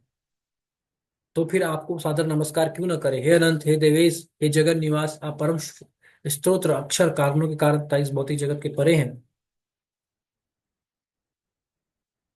ब्रह्मा से भी ऊपर है आप, है ना, ऐसा बोल रहे हैं। सबों के लिए पूजनीय है कृष्ण, वे सर्वव्यापी है, प्रत्येक जीव की आत्मा है। अर्जुन कृष्ण को महात्मा करके संबोधित करता है, जिसका अर्थ है कि वे उदार तथा अनंत है। अनंत सूचित करता है कि वे ऐसा कुछ भी नहीं जो भगवान की शक्ति और प्रभाव से आच्छादित ना हो। और देवेश का अर्थ है कि वे समस्त देवताओं के नियंता है और उन सबके ऊपर है, वे समग्र विश्व के आश्रय हैं। अर्जुन ने भी सोचा कि वे श्रोता उपयुक्त है। सारे सिद्ध देवता भगवान को नमस्कार करते हैं, क्योंकि उनसे बढ़कर कोई नहीं है। अर्जुन विशेष रूप से उल्लेख करता है कि कृष्ण ब्रह्मा से बढ़ता है, क्योंकि ब्रह्मा उन्हीं के द्वारा उत्पन्न हुए हैं। ब्रह्मा का जन्म कृष्ण के पूर्ण विस्तार गर्भोदक विष्णु के नाभि से निकले कमल नाल से हुआ। अतः ब्रह्मा से उत्पन्न शिव एवं अन्य सारे देवताओं को चाहिए कि उन्हें नमस्कार करें। यहाँ पे प्रूव हो जाता है कि शिव जी, ब्रह्मा जी सब क्या है, भगवान कृष्ण से आए हैं। कोई कंफ्यूजन नहीं रहना चाहिए कि शिव भगवान है कि कृष्ण भगवान है। शिव भगवान, शिव बड़े या विष्णु बड़े, क्लियर है डाउट। एकदम क्लियर कट बात है कि कृष्ण बड़े हैं। कृष्ण से आ रहे हैं सब कुछ, बड़े छोटे नहीं, कृष्ण से ही आ रहे हैं। क्लियर है। विराट रूप में भगवान सब कुछ दिखाते हैं, शिव को भी दिखाते हैं, शिव जी बैठे हुए हैं, ब्रह्मा जी बैठे हुए हैं, सबको दिखाते हैं।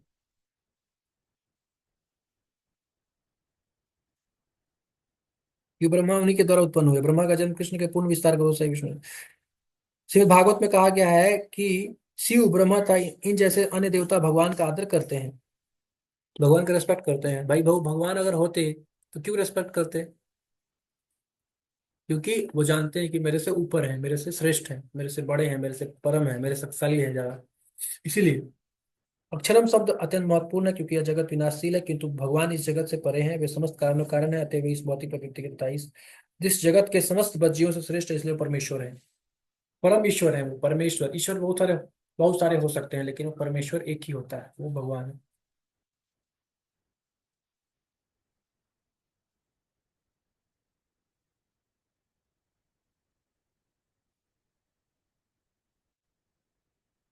पहले कभी न देखे गए आपके इस विराट रूप का दर्शन करके मैं पुलकित हो रहा हूँ, किंतु साथ ही मेरा मन भयभीत हो रहा है। अतः आप मुझ पर कृपा करके करे और हे देवेश, हे जगन निवास, अपना पुरुषोत्तम भगवत स्वरूप पुनः दिखाए।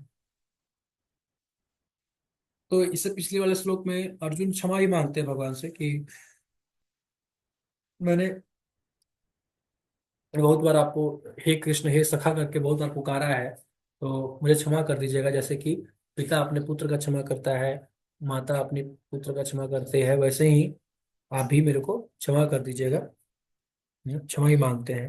अर्जुन को कृष्ण पर विश्वास है, क्योंकि वह उनका प्रिय मित्र है और मित्र रूप में वह अपने मित्र के ऐश्वर्य को देखकर अत्यंत पुलकित है। अर्जुन यह देखकर अत्यंत प्रसन्न है कि उसके मित्र कृष्ण भगवान है और वैसा विराट रूप प्रदर्शित कर सकते हैं।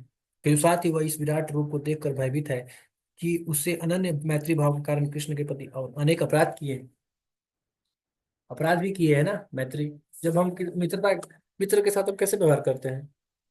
ज्यादा रिस्पेक्टफुल नहीं व्यवहार करते हैं ना मित्र के साथ। क्या है, चल ना यार, चल चल चलते हैं, ये वो गाली बक देते हैं मित्र को या कुछ भी बोल देते हैं, क्योंकि मित्रता है। तो अर्जुन भी इस बात का क्षमा मांग रहे हैं कि मैंने पहले आपको बहुत कुछ बोला है ना, मित्र समझ के मैंने बहुत कुछ बोल दिया है, क्षमा कर दीजिएगा, क्योंकि मैं आपके वास्तविक स्वरूप को नहीं जानता था, अज्ञानता में मैंने किया है गलती। इस प्रकार भयवश उनका मन विचलित है, यद्यपि भयभीत होने का कोई कारण नहीं है। अतएव अर्जुन कृष्ण से प्रार्थना करता है कि वे अपना नारायण रूप दिखाएं, क्योंकि वे कोई भी रूप धारण कर सकते हैं। अब नारायण रूप दिखने की इच्छा है, चतुर्भुज रूप दिखाइए आप। तो भगवान चतुर्भुज रूप भी दिखाते हैं, देखिए चतुर्भुज रूप दिख रहे हैं ना, चतुर्भुज रूप भी दिखा रहे हैं, क्योंकि वे कोई भी रूप धारण कर सकते हैं। यदि यह विराट रूप भौतिक जगत से के ही तुल्य भौतिक एवं नश्वर है, किंतु वैकुंठ लोक में नारायण के रूप में उनका शाश्वत चतुर्भुज रूप रहता है। वैकुंठ लोक में असंख्य लोक हैं और कृष्ण इन सब में अपने भिन्न नामों से अंश रूप में विद्यमान है। इस प्रकार अर्जुन वैकुंठ लोक के अन्य उनके किसी एक रूप को देखना चाहता है। ऐसे क्या प्रूव होता है कि कृष्ण से विष्णु आए हैं? तो कृष्ण विष्णु को दिखा रहे हैं, विष्णु कभी कृष्ण को नहीं दिखा सकते। अब कभी नहीं देखेंगे कि विष्णु कृष्ण को दिखा रहे हैं, या विराट रूप महाविष्णु भी कृष्ण को दिखा रहे हैं, नहीं। ये सब कृष्ण से आए हैं। इसलिए आप एक लीला है, आता है कृष्ण लीला में, अगर आप कृष्णा बुक पढ़े होंगे तो एक लीला आता है जिसमें कि ब्राह्मण का पुत्र होता है, वो मर रहा होता है, तो कृष्ण के पास जाते हैं ब्राह्मण और बोलते हैं कि मेरा पुत्र मर रहा है और इसमें राजा का त्रुटि है, क्योंकि पिता पिता से पहले अगर पुत्र मर जाता है तो राजा का दोष रहता है। तो अर्जुन आते हैं, बोलते हैं कि मैं आपके पुत्र का रक्षा करूंगा, देखता हूँ कौन यमदूत जो है आपके पुत्र को ले जाता है। ब्राह्मण बोलता है ठीक है, और अगर नहीं कर पाया तो मैं आग में प्रवेश कर जाऊंगा। अर्जुन ने प्रतिज्ञा ले ली, और भगवान भी बोले ठीक है, कर लो, तुम ट्राई करो। तो अर्जुन जो है वो गेट पे खड़े हो जाते हैं, ब्राह्मण के घर के गेट के पास खड़े हो जाते हैं, और देखते हैं कोई अवधूत अगर आएगा तो बाण और तीर, गांडीव धनुष रेडी है। लेकिन अर्जुन के रहते रहते ही अंदर से आवाज आने लगता है रोने का कि मेरा बच्चा मर गया, फिर से दूसरा बच्चा भी मर गया। तब अर्जुन परेशान हो जाते हैं कि अरे कौन आया, कौन ले गया, पता नहीं चला। और फिर अर्जुन को जो है बहुत गाली देता है ब्राह्मण, बोलता है कि तुम क्या हो, तुम किसी काम के नहीं हो, खाली बकवास करते हो, बड़े बड़ी बातें करते हो, तुम मेरा बच्चा नहीं बचा पाए। तब जो है अर्जुन जो है आग में प्रवेश करने लगते हैं, तो कृष्ण उनको पकड़ लेते हैं और बोलते हैं चलो मेरे साथ। भगवान जो है ले आते हैं उनको और विष्णु के पास ले आते हैं, और विष्णु जी जो है वो सारे बच्चों को चुराए रहते हैं। बोलते हैं कि मुझे आपके रूप को देखना था, इस कृष्ण रूप को देखना था, इसीलिए मैंने बच्चों को चुराया था। तो विष्णु भी भगवान श्री कृष्ण के रूप को देखना चाहते हैं। भगवान श्री कृष्ण का रूप जो है वो सर को नहीं देख सकता है, बहुत दुर्लभ है, क्योंकि भगवान हाँ हमेशा नहीं आते हैं नीचे, अपने गोलोक से नीचे नहीं आते हैं, है ना। ब्रह्मा के एक दिन में आते हैं एक बार कृष्ण, दो भुजी कृष्ण। विष्णु तो आते रहते हैं बार बार, कृष्ण नहीं आते हैं। तो कृष्ण के रूप को देखने के लिए विष्णु भी ललायत रहते हैं। तो ये यहाँ पे प्रूव होता है कि कृष्ण से विष्णु आ रहे हैं, कृष्ण भी विष्णु को दिखा रहे हैं, है ना। किंतु इन चारों हाथों में वे विभिन्न क्रम में शंख गदा कमल तथा चक्र के चिन्ह धारण किए रहते हैं। विभिन्न हाथों में इन चारों चिन्हों के अनुसार नारायण भिन्न भिन्न नामों से पुकारे जाते हैं। ये सारे रूप कृष्ण के ही हैं, इसलिए अर्जुन कृष्ण के चतुर्भुज रूप का दर्शन करना चाहता है। तो ये कृष्ण के ही रूप है, तो यहाँ पे दिखाते हैं भगवान। हे विराट रूप, हे सहस्त्रभुज भगवान, मैं आपके मुकुटधारी चतुर्भुज रूप का दर्शन करना चाहता हूँ, जिसमें आप अपने चारों हाथों में शंख चक्र गदा तथा पद्म धारण किए हुए हैं। मैं उसी रूप को देखने की इच्छा करता हूँ। ब्रह्म संहिता में भी लिखा गया है कि रामादि मूर्ति सुकला नियमेन तिष्ठन्, भगवान सैकड़ों हजार रूपों में नित्य विद्यमान रहते हैं, जिनमें से राम, नरसिंह, नारायण उनके मुख्य रूप हैं। रूप तो असंख्य है, किंतु अर्जुन को ज्ञात था कि कृष्ण ही आदि भगवान है, जिन्होंने यह क्षणिक विश्वरूप धारण किया है। विश्वरूप क्षणिक था, टेम्पररी, और ये विराट रूप भगवान ने दिखाया, कृष्ण ने। और ये प्रूफ किया कि कृष्ण से विराट रूप आया है। जब भागवत के कथन के निसंदेह पुष्टि होती है, कृष्ण आदि भगवान है और अन्य सारे रूप उन्हीं से प्रकट होते हैं। वे अपने अंशों से भिन्न नहीं है, और वे अपने असंख्य रूपों में भी ईश्वर ही बने रहते हैं। इन सारे रूपों में वे तरुण दिखते हैं, यही भगवान का स्थायी लक्षण है। कृष्ण को जानने वाला इस भौतिक संसार के समस्त कलमश से मुक्त हो जाता है। तो जो ये इसको जान लेता है वो भौतिक कलमश से मुक्त हो जाएगा, माया से मुक्त हो जाता है।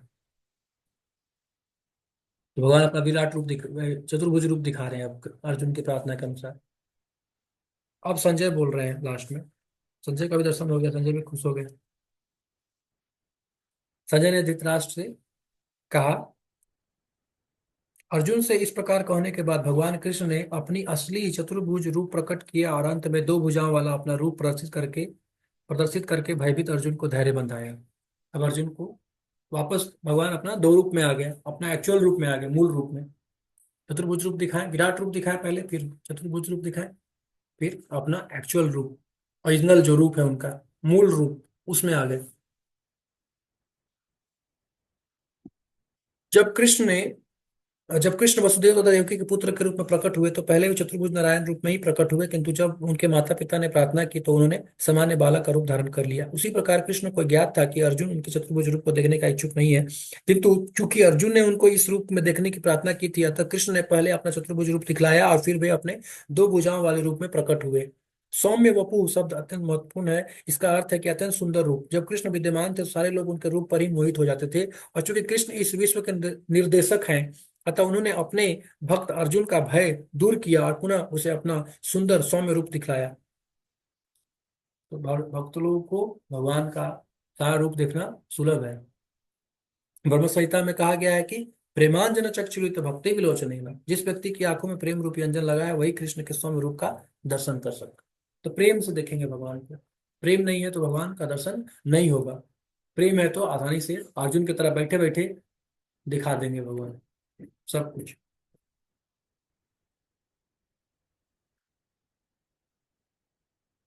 अब अर्जुन जो है देख करके क्या बोल रहे हैं, अब दिखा दिए भगवान ने अपना रूप। अब अर्जुन क्या बोल रहे हैं, जब अर्जुन ने कृष्ण को उनके आदि रूप में देखा तो कहा, हे जनार्दन, आपके इस अति सुंदर मानवीय रूप को देखकर मैं अब स्थिर चित हूँ और मैंने अपनी प्राकृत अवस्था प्राप्त कर ली है। तो अब उनको देख करके वो अपना ओरिजिनल पोजीशन पे आ गया अर्जुन। अब खुश है अर्जुन। ये जो मनुष्य वाला रूप जो दिखा रहे हैं आप, जो दो भुजा वाला रूप है, ये बड़ा सुंदर रूप है। इसको देख करके मेरा चित्त एकदम शांत हो गया, आप स्थिर हो गए। अब मुझे प्रसन्नता हो रही है। यहाँ पर प्रयुक्त मानुषम रूपम शब्द स्पष्ट सूचित करते हैं कि भगवान मूलतः दो भुजाओं वाले हैं, है ना। भगवान का रूप का कंफ्यूजन क्लियर हो गया कि भगवान असली कौन है। कृष्ण है परम भगवान, आदि भगवान, है ना। भगवान का असली रूप कैसा है, दो भुजाओं वाले कृष्ण, बांसुरी बांसुरी बजाते हैं, दो भुजाओं वाले रूप, वो भगवान का असली रूप है, मूल रूप, जिससे विष्णु आते हैं, जिससे सब कुछ आता है। जो लोग कृष्ण को सामान्य व्यक्ति मानकर उनका उपहास करते हैं, उनको यहाँ पर भगवान की दिव्य प्रकृति से अनभिज्ञ बताया गया है। तो जो लोग, कई लोग सोच रहे हैं कि अरे मेरे तरह दिख रहे हैं, मतलब मेरे जैसा ही है वह, है ना। सामान्यतः ऐसा होता है ना कि कई बार कई लोग प्राइम मिनिस्टर को नहीं जानते, मान लीजिए मोदी जी को नहीं जानते कई लोग, तो क्या बोलेंगे कि मेरा ही मेरे जैसा ही आदमी है, और क्या, है ना। कोई ठेला वाला, रिक्शा वाला बोले कि मेरे जैसा ही तो है वो, क्या है, मेरा भी दो हाथ है, उसका भी दो हाथ है, मेरा भी दो पैर है, उसका भी दो पैर है, क्या डिफरेंस है, सेम ही है। तो वैसे ही भगवान को भी कई बार लोग बोल देते हैं कि ये तो मेरे जैसा ही है, तो मनुष्य है, मनुष्य है, मनुष्य जैसा देखो, मनुष्य जैसा दिखता है, आंख है, हाथ है, पैर है। यदि कृष्ण सामान्य मनुष्य होते तो उनके लिए विश्वरूप और फिर चतुर्भुज नारायण रूप दिखा पाना कैसे संभव हो पाता। तो उनसे पूछना चाहिए कि भाई भगवान ने विश्व रूप दिखाया, फिर चतुर्भुज रूप दिखाया, ये कैसे संभव हो सकता है? कोई मनुष्य दिखा सकता है ऐसा? नहीं दिखा सकता। ये कृष्ण दिखाएं, अपना चतुर्भुज रूप दिखाएं, अपना विश्व रूप दिखाएं। ये विष्णु नहीं दिखा सकते हैं, विष्णु कभी भी कृष्ण का रूप नहीं दिखा सकते। विष्णु से बोलिए कि हे भगवान विष्णु अपना कृष्ण रूप दिखा दीजिए, नहीं दिखा सकते। कृष्ण या राम भी नहीं दिखा सकते हैं, राम भी कृष्ण का रूप नहीं दिखा सकते। राम ज्यादा से ज्यादा अपना विष्णु रूप दिखा सकते हैं, लेकिन कृष्ण जो है सब दिखा सकते हैं। राम रूप, नरसिंह रूप, वामन रूप, सब, क्योंकि इन्हों से ही सब आया है, सब इनसे ही आया है, कृष्ण से आया है सब। कृष्ण परम भगवान है। अतः भगवत गीता में स्पष्ट उल्लेख है कि जो कृष्ण को सामान्य व्यक्ति मानता है और पाठक को यह कहकर भ्रांत करता है कि कृष्ण के भीतर का निर्विशेष ब्रह्म बोल रहा है, वो सबसे बड़ा अन्याय करता है। तो कई बार लोग बोलते हैं कि कृष्ण के अंदर से कोई बोल रहा है, कृष्ण तो ऐसे ही है। कृष्ण के अंदर जो ब्रह्म है बैठा हुआ वो बोल रहा है। कृष्ण सचमुच अपने विश्व रूप को तथा चतुर्भुज विष्णु रूप को प्रदर्शित किया, तो फिर वे किस तरह सामान्य पुरुष हो सकते हैं? शुद्ध भक्त कभी भी ऐसा गुमराह करने वाली टीकाओं से विचलित नहीं होता, क्योंकि वह वास्तविकता से अवगत रहता है। तो शुद्ध भक्त कभी ऐसी टीकाओं से, कमेंट्री, ऐसे फालतू कमेंट्री से बच के रहता है जो ऐसा कमेंट्री करते हैं। भगवत गीता के मूल श्लोक सूर्य की भांति स्पष्ट है, मूर्ख टीकाकारों को उन पर प्रकाश डालने की कोई आवश्यकता नहीं है। तो भगवत गीता का स्पष्ट है, एकदम क्लियर है बात। तो उस पर कोई टीका करने की जरूरत नहीं है, फालतू टीका करके उसको विचलित नहीं करना चाहिए। अब लास्ट में भगवान क्या बता रहे हैं, कैसे देख सकता है कोई हमको? इस कृष्ण रूप को देखने के लिए क्या करना है वो बता रहे हैं कि अगर तुम मेरे कृष्ण रूप को देखना चाहते हो, कोई भी देखना चाहता है, तो क्या करना है? हे अर्जुन, केवल अनन्य भक्ति द्वारा मुझे उस रूप में समझा जा सकता है जिस रूप में मैं तुम्हारे समक्ष खड़ा हूं, और इसी प्रकार मेरा साक्षात दर्शन भी किया जा सकता है। केवल इसी विधि से तुम मेरे ज्ञान के रहस्य को पा सकते हो, है ना? प्रभुपाद जी बता रहे हैं, कृष्ण को केवल अनन्य भक्ति योग द्वारा समझा जा सकता है। इस श्लोक में वे इसे स्पष्टतया कहते हैं, जिससे से ऐसे अनधिकारी टीकाकार जो भगवत गीता को केवल कल्पना के द्वारा समझना चाहते हैं या जान सके कि वे समय का अपव्यय कर रहे हैं। ये कोई यह नहीं जान सकता कि वे किस प्रकार चतुर्भुज रूप में माता के गर्भ से उत्पन्न हुए और फिर तुरंत ही दो भुजाओं वाले रूप में बदल गए। कल्पना नहीं करना चाहिए भगवान के विषय में, बल्कि भक्ति करना चाहिए। भक्ति करके आप जान सकते हैं। ये बातें न तो वेदों के अध्ययन से समझा जा सकता है, न दार्शनिक चिंतन द्वारा। अतः यह स्पष्ट कहा गया है कि न तो कोई उन्हें देख सकता है और न इन बातों का रहस्य ही समझ सकता है। कोई बोले कि मैं वेदों का विद्वान हूँ, विद्वान, एक से एक विद्वान है हमारे देश में, भारत में। वेदों के विद्वान, वेदों के चतुर्भुजी, त्रिवेदी, त्रिवेदी, चतुर्वेदी, है ना? चार वेद पढ़े हैं चतुर्वेदी, दो वेद पढ़े हैं द्विवेदी, लेकिन उनको कोई ज्ञान नहीं होता भगवान के बारे में। तो सब बेकार है उनका ज्ञान। अगर भगवान के बारे में स्पष्ट ज्ञान नहीं है तो व्यर्थ, सारा वैदिक ज्ञान व्यर्थ है। किंतु जो लोग वैदिक साहित्य के अनुभवी विद्यार्थी हैं, वे अनेक प्रकार से वैदिक ग्रंथों के माध्यम से उन्हें जान सकते हैं। इसके लिए अनेक विधि विधान है, और यदि कोई सचमुच उन्हें जानना चाहता है तो उन्हें प्रमाणिक ग्रंथों में उल्लिखित विधियों का पालन करना चाहिए। वह इन नियमों के अनुसार तपस्या कर सकता है। उदाहरण, कठिन तपस्या के हेतु वह कृष्ण जन्माष्टमी को, जो कृष्ण का आविर्भाव दिवस है, या मास के दिनों एकादशियों को उपवास कर सकता है। एकादशी फास्टिंग हमको करना चाहिए, और कृष्ण जन्माष्टमी के दिन भी फास्टिंग करना चाहिए। जहां तक दान का संबंध है, यह बात साफ है कि उन कृष्ण भक्तों को यह दान दिया जाए जो संसार भर में कृष्ण दर्शन को या कृष्ण भावना को फैलाने में लगे हुए हैं। इसलिए दान किसको मिलना चाहिए? हमको मिलना चाहिए एक्चुअली में। हम प्रचार कर रहे हैं, भगवान का ग्लोरी को फैला रहे हैं, इसलिए हमको दान देना चाहिए, हमको पैसा मिलना चाहिए। इस्कॉन को मिलना चाहिए पैसा, क्योंकि हम सारे विश्व में प्रचार कर रहे हैं, और कोई संस्था, कोई भी ऐसा नहीं है जो इतना प्रचार कर रहा हो जितना इस्कॉन कर रहा है। और भगवान बोलते हैं कि सबसे प्रिय कार्य प्रचार है भगवान का। कोई भगवान के बारे में दूसरे को बता रहा है, ये सबसे महत्वपूर्ण कार्य है, और इसके लिए पैसा उसको मिलना चाहिए, फंड का उसको कोई दिक्कत नहीं होना चाहिए। इसलिए दान भी हमको देना चाहिए लोगों को। कृष्ण भावनामृत मानवता के लिए वरदान है। रूप गोस्वामी ने भगवान चैतन्य की प्रशंसा परम दानवीर के रूप में की है, क्योंकि उन्होंने कृष्ण प्रेम का मुक्ति से विस्तार किया, जिसे प्राप्त कर पाना बहुत कठिन है। अतः यदि कोई कृष्ण भावनामृत का प्रचार करने वाले व्यक्तियों को अपना धन दान में देता है, तो कृष्ण भावनामृत का प्रचार करने के लिए दिया गया यह दान संसार का सबसे बड़ा दान है। सबसे बड़ा दान है ये। प्रचार कार्य में अगर कोई दान कर रहा है पैसा, सबसे बड़ा कार्य है, सबसे बड़ा दान है। और यदि कोई मंदिर में जाकर विधि पूर्वक पूजा करता है, तो यह भगवान की पूजा करके तथा उन्हें समान सम्मान प्रदान करके उन्नति करने का अवसर होता है। और भगवान का अगर पूजा करते हैं मंदिर में आकर के, तो इससे उसका उन्नति होता है। नौसिखियों के लिए भगवान की भक्ति करते हुए मंदिर पूजा अनिवार्य है, जिसकी पुष्टि इस पर होती है। तो जो नए भक्त होते हैं उनके लिए तो बहुत जरूरी है पूजा करना, जिसमें भगवान के लिए अविचल भक्ति भाव होता है और जिसका मार्गदर्शन गुरु करता है, जिसमें भी उसकी वैसी ही अविचल श्रद्धा होती है, वो भगवान का दर्शन प्रकट रूप में कर सकता है। मानसिक चिंतन द्वारा कृष्ण को नहीं समझा जा सकता। जो व्यक्ति प्रमाणिक गुरु के से मार्गदर्शन प्राप्त नहीं करता, उसके लिए कृष्ण को समझने का शुभारंभ कर पाना भी कठिन है। तो प्रमाणिक गुरु होना चाहिए, उनके गाइडेंस में हमको करना है भक्ति, कभी भी मनमाने तरीके से नहीं करना है, नहीं तो नहीं होगा। यहाँ पर तू शब्द का प्रयोग विशेष रूप से यह सूचित करने के लिए हुआ है कि कोई अन्य विधि न तो बताई जा सकती है, न प्रयुक्त की जा सकती है, न ही कृष्ण को समझने में सफल हो सकती है। कृष्ण के चतुर्भुज तथा द्विभुज साक्षात रूप अर्जुन को दिखाए गए क्षणिक विश्व रूप से सर्वथा भिन्न है। जो विश्व रूप है वो भौतिक है, लेकिन चतुर्भुज रूप और द्विभुज रूप ये आध्यात्मिक है, आध्यात्मिक रूप है भगवान का। नारायण का चतुर्भुज रूप तथा कृष्ण का द्विभुज रूप दोनों ही शाश्वत तथा दिव्य है, जबकि अर्जुन को दिखलाया गया विश्व रूप नश्वर है। सुदूरदर्शन शब्द का अर्थ ही है देख पाने में कठिन, जिससे पता चलता है कि इस विश्व रूप को किसी ने नहीं देखा था। इससे यह भी पता चलता है कि भक्तों को इस रूप को दिखाने की आवश्यकता भी नहीं थी। विश्व रूप को देखने का किसी को इच्छा नहीं था, यशोदा मैया भी नहीं देखना चाहती विश्व, कोई भक्त नहीं देखा जाता। इस रूप को कृष्ण ने अर्जुन की प्रार्थना कर दिखाया था, जिसने भविष्य में यदि कोई अपने आप को भगवान का अवतार कहे तो लोग उससे कह सके कि तुम अपना विश्व रूप दिखलाओ। तो मैंने बताया पहले ही में कि अगर कोई अपने आप को भगवान बोलता है तो हमको पूछना चाहिए कि अपना विराट रूप दिखाइए, चलिए विश्व रूप दिखा दीजिए अपना। पिछले श्लोक में न शब्द की पुनरुक्ति सूचित करती है कि मनुष्य को वैदिक ग्रंथों में ये पांडित्य का गर्व नहीं होना चाहिए, उसे कृष्ण की भक्ति करनी चाहिए, तभी वह भगवत गीता की टीका लिखने का प्रयास कर सकता है। तो जो भक्ति कर रहा है वही भगवत गीता पे टीका लिख सकता है, विद्वान नहीं लिख सकता है। केवल विद्वान पढ़ रहा है कोई वेद, तो उस इतना पर्याप्त नहीं है। कृष्ण विश्व रूप से नारायण के चतुर्भुज रूप में और फिर अपने सहज द्विभुज रूप में परिणत होते हैं। इससे यह सूचित होता है कि वैदिक साहित्य में उल्लिखित चतुर्भुज रूप का अनुरूप कार्य कृष्ण के आदि द्विभुज रूप से ही उद्भूत है। तो ये प्रूव होता है, मैंने बताया ना, ये प्रूव होता है कि कृष्ण आदि भगवान है और उनसे ही चतुर्भुज रूप भी आया है, उनसे ही विश्व रूप भी आया है, सब उनसे आता है। वे समस्त उद्भवों के उद्गम है, कृष्ण इनसे भिन्न है।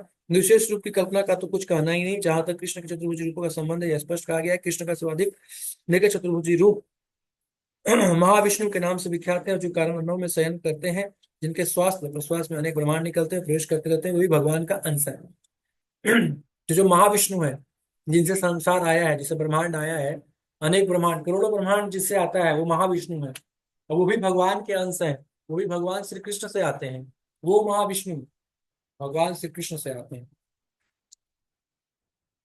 मैं कृष्ण को प्रणाम करता हूँ, गोपाल साहब ने पुस्तक में लिखा गया है कि मैं कृष्ण को प्रणाम करता हूँ जो सच्चिदानंद स्वरूप है। मैं उनको नमस्कार करता हूँ क्योंकि उनको जान लेने का अर्थ है वेदों को जान लेना।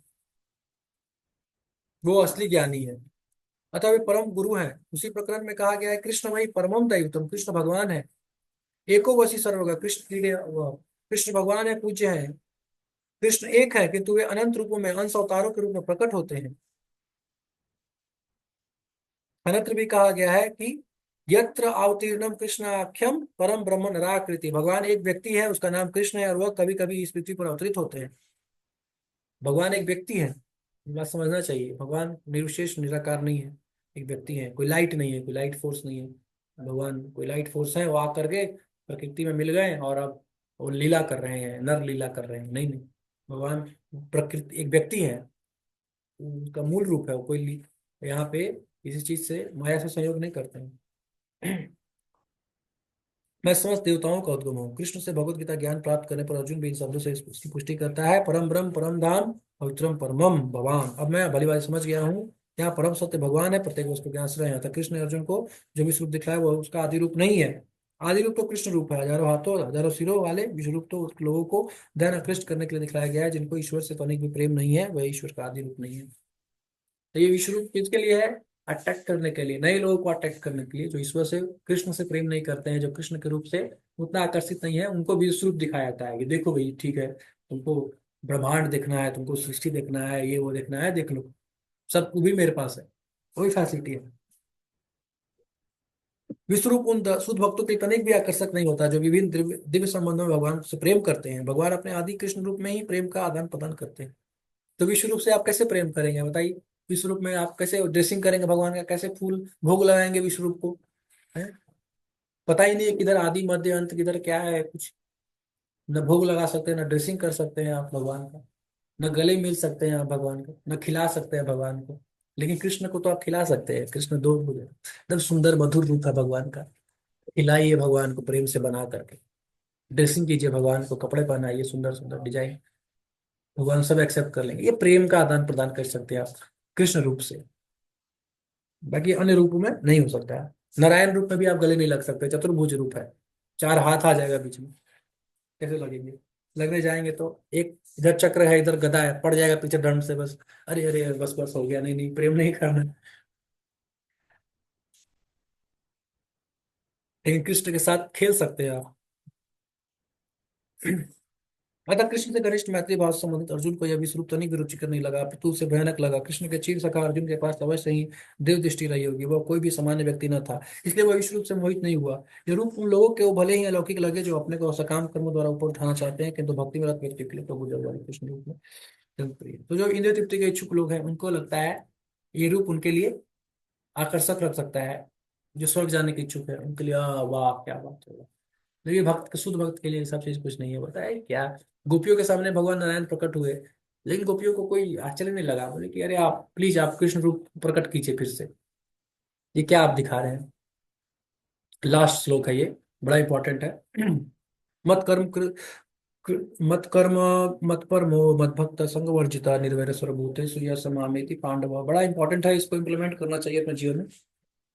हे अर्जुन, जो व्यक्ति सकाम कर्म तथा मनोधर्म के कलमश से मुक्त होकर मेरी धूत भक्ति में तत्पर रहता है, जो मेरे लिए ही कर्म करता है, जो मुझे ही जीवन लक्ष्य समझता है और जो प्रत्येक जीव से मैत्री भाव रखता है, वह निश्चय ही मुझे प्राप्त करता है।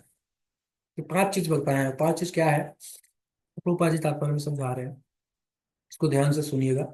जो कोई चिन्मय व्योम के कृष्ण लोक में परम पुरुष को प्राप्त करके भगवत कृष्ण से घनिष्ठ संबंध स्थापित करना चाहता है, उसे स्वयं भगवान द्वारा बताए गए इस मंत्र को ग्रहण करना होगा। अतः यह श्लोक भगवत गीता का सार माना जाता है। क्या माना जाता है? सार, कंक्लूजन। भगवद गीता एक ऐसा ग्रंथ है जो उन बद्ध जीवों की ओर लक्षित है जो इस भौतिक संसार में प्रकृति पर प्रभुत्व जताने में लगे हुए हैं और वास्तविक आध्यात्मिक जीवन के बारे में नहीं जानते। भगवद गीता का उद्देश्य यह दिखाना है कि मनुष्य किस प्रकार अपने आध्यात्मिक अस्तित्व को तथा भगवान के साथ अपने संबंध को समझ सकता है, तथा उसे यह शिक्षा देना है कि वह भगवत धाम को कैसे पहुंच सकता है। तीन बातें, अपने आप को जानना, भगवान को जानना, दोनों के बीच में संबंध क्या है, और भगवत धाम कैसे जाना। ये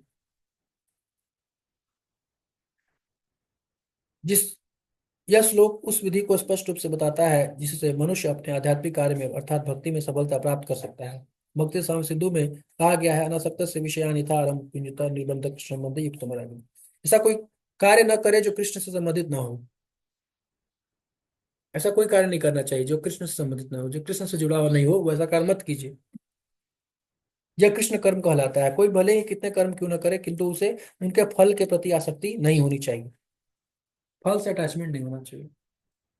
यह फल तो कृष्ण को ही अर्पित किया जाना चाहिए। उदाहरणार्थ यदि कोई व्यापार में व्यस्त है तो उसे इस व्यापार को कृष्ण भावनामृत में परिणत करने के लिए कृष्ण को अर्पित करना हो। अगर आप कोई बिजनेस करते हैं तो बिजनेस का जो भी प्रॉफिट आता है वो किसको दीजिए? कृष्ण को दीजिए, क्योंकि कृष्ण मालिक है। यदि कृष्ण व्यापार के स्वामी है तो इसका लाभ भी उन्हें ही मिलना चाहिए। हम बोलते हैं ना कृष्ण ठाकुर जी का है सब कुछ, तो ठाकुर जी को ही दीजिए ना। आप खुद क्यों खा रहे हैं फल? जो प्रॉफिट आया वो ठाकुर जी को दीजिए ना, आप क्यों खा रहे हैं लगे हुए? यदि किसी व्यापारी के पास करोड़ों रुपए की संपत्ति हो और यदि वह किसी कृष्ण को अर्पित करना चाहे तो वह ऐसा कर सकता है। यही कृष्ण कर्म है। अपनी इंद्रिय तृप्ति के लिए विशाल भवन न बनवाकर वह कृष्ण के सुंदर मंदिर बनवा सकता है, कृष्ण का अर्चा विग्रह स्थापित कर सकता है और भक्ति के प्रमाणिक ग्रंथों में वर्णित अर्चा विग्रह की सेवा का प्रबंध करा सकता है।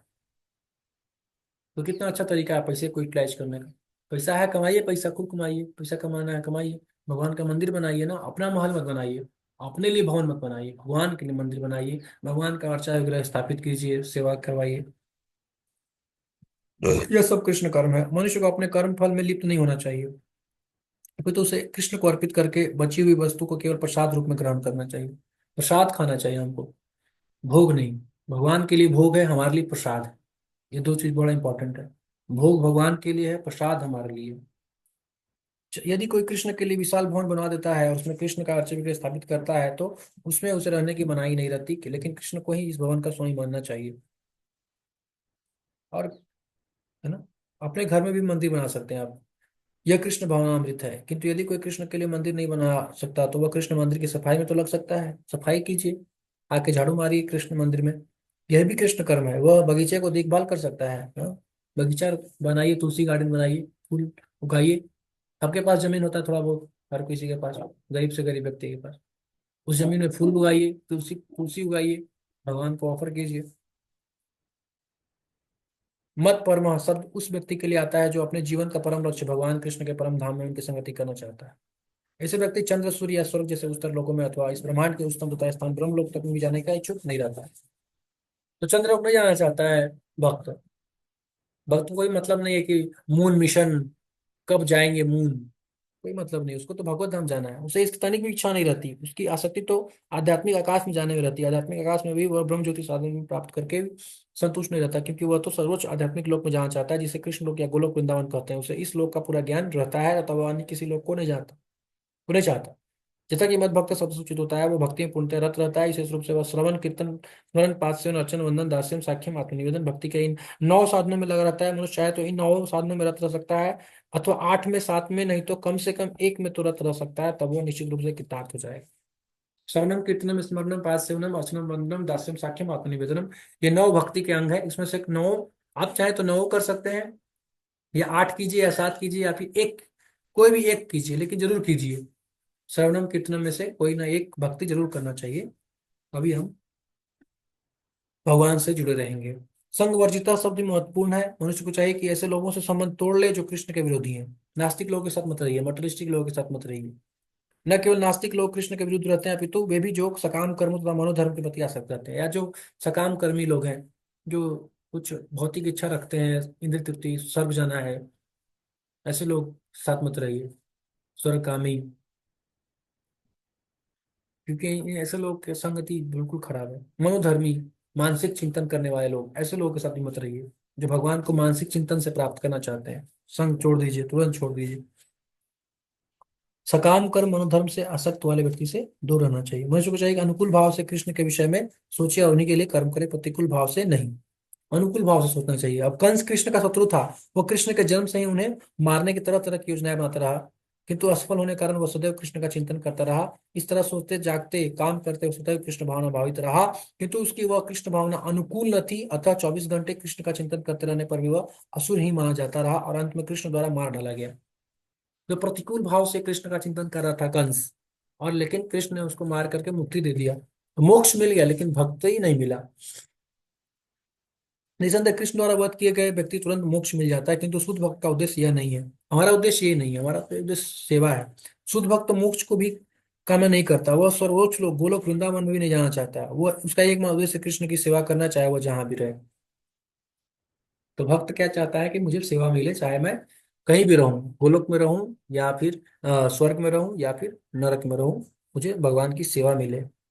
सेवा करने के लिए कृष्ण भक्त प्रत्येक से मैत्री भाव रखता है, इसलिए यहाँ उसे निर्वैर कहा गया है। निर्वैर होता है, उसे किसी का वैर नहीं होता है, उसका कोई शत्रु नहीं होता। कृष्ण भावनामृत में स्थित भक्त जानता है कृष्ण की भक्ति ही मनुष्य के जीवन के समस्त समस्याओं से छुटकारा दिला सकती है।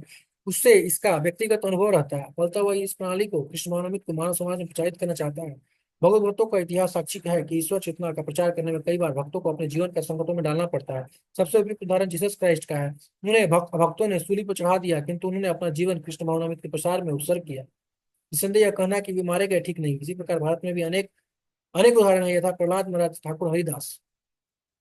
तो ऐसा कई बार होता है कि भक्त प्रचार करते हैं तो कई बार उनको उनके जान को खतरा होता है, और कई बार मरते भी हैं। जीसस जीसस क्राइस्ट जो है वो प्रचार कर रहे थे भगवान के बारे में, लेकिन उनको भक्तों ने सूली पे चढ़ा दिया। उसी प्रकार से प्रहलाद महाराज, हरिदास ठाकुर, कितना उनको पीटा, उनको कितना परेशान किया, टॉर्चर किया गया। ऐसा संकट उन्होंने क्यों उठाया? क्योंकि वे कृष्ण भावनामृत का प्रसार करना चाहते थे, और यह कठिन कार्य है। प्रचार करना बहुत कठिन कार्य है। संकट उठाना पड़ता है, कई बार पिटाना पड़ता है, लात खाना पड़ता है, गाली सुनना पड़ता है,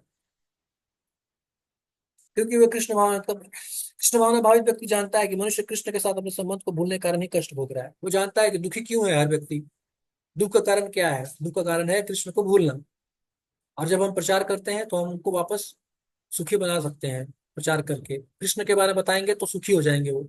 हर व्यक्ति, हर जीव दुखी क्यों है? क्योंकि कृष्ण को भूल गया है। और कोई दुख का दूसरा कारण नहीं है। दुख का बस यही कारण है कि वो कृष्ण को भूल गया है। और प्रचारक का काम है कि कृष्ण को याद दिलाए, वापस कृष्ण को याद दिला जीव को, जीव को बताए, भगवत गीता पढ़ाए, सिखाए उसको कि भगवान को प्रणाम करो, भगवान को नमस्कार करो, भगवान तुम्हारे असली मालिक है।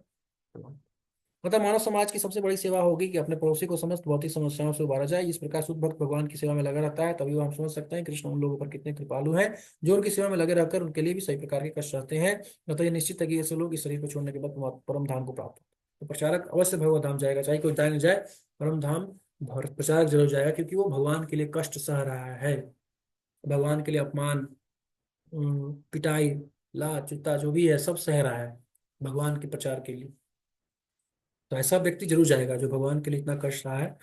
तो कोई डाउट, सारांश यह है कि कृष्ण ने अपने अछन भंगुर विश्व रूप के साथ साथ काल रूप को, जो सब कुछ भचन करने वाला है, और यहाँ तक कि चतुर्भुज विष्णु रूप को भी दिखलाया।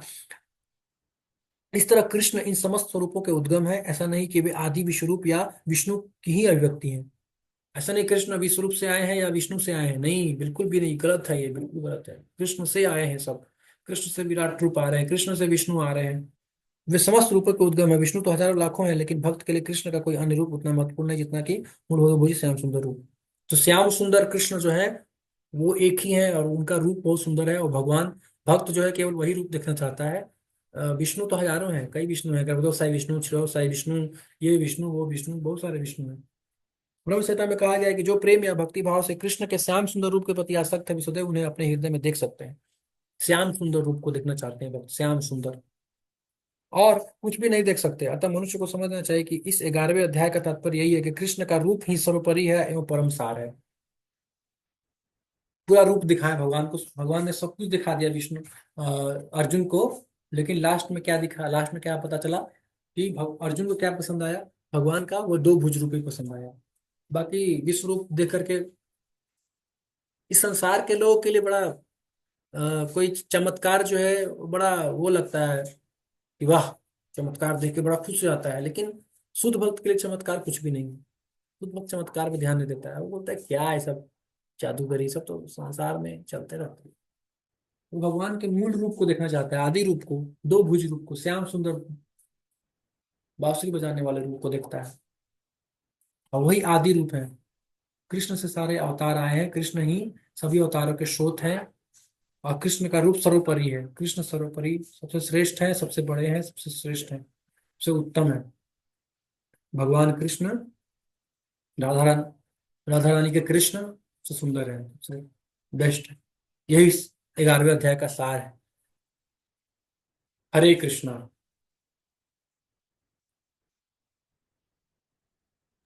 हरे कृष्ण। प्रश्न है तो पूछिए।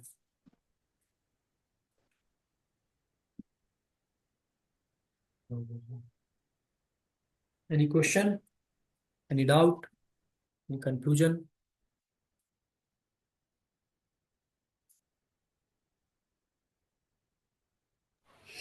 जी जैसे आपने बताया, जैसे मतलब जैसे जो वीआर के बारे में आप बोल रहे थे, भगवान ने ऐसे अर्जुन को दिखाया, है ना। हम्म। हम्म। हम्म।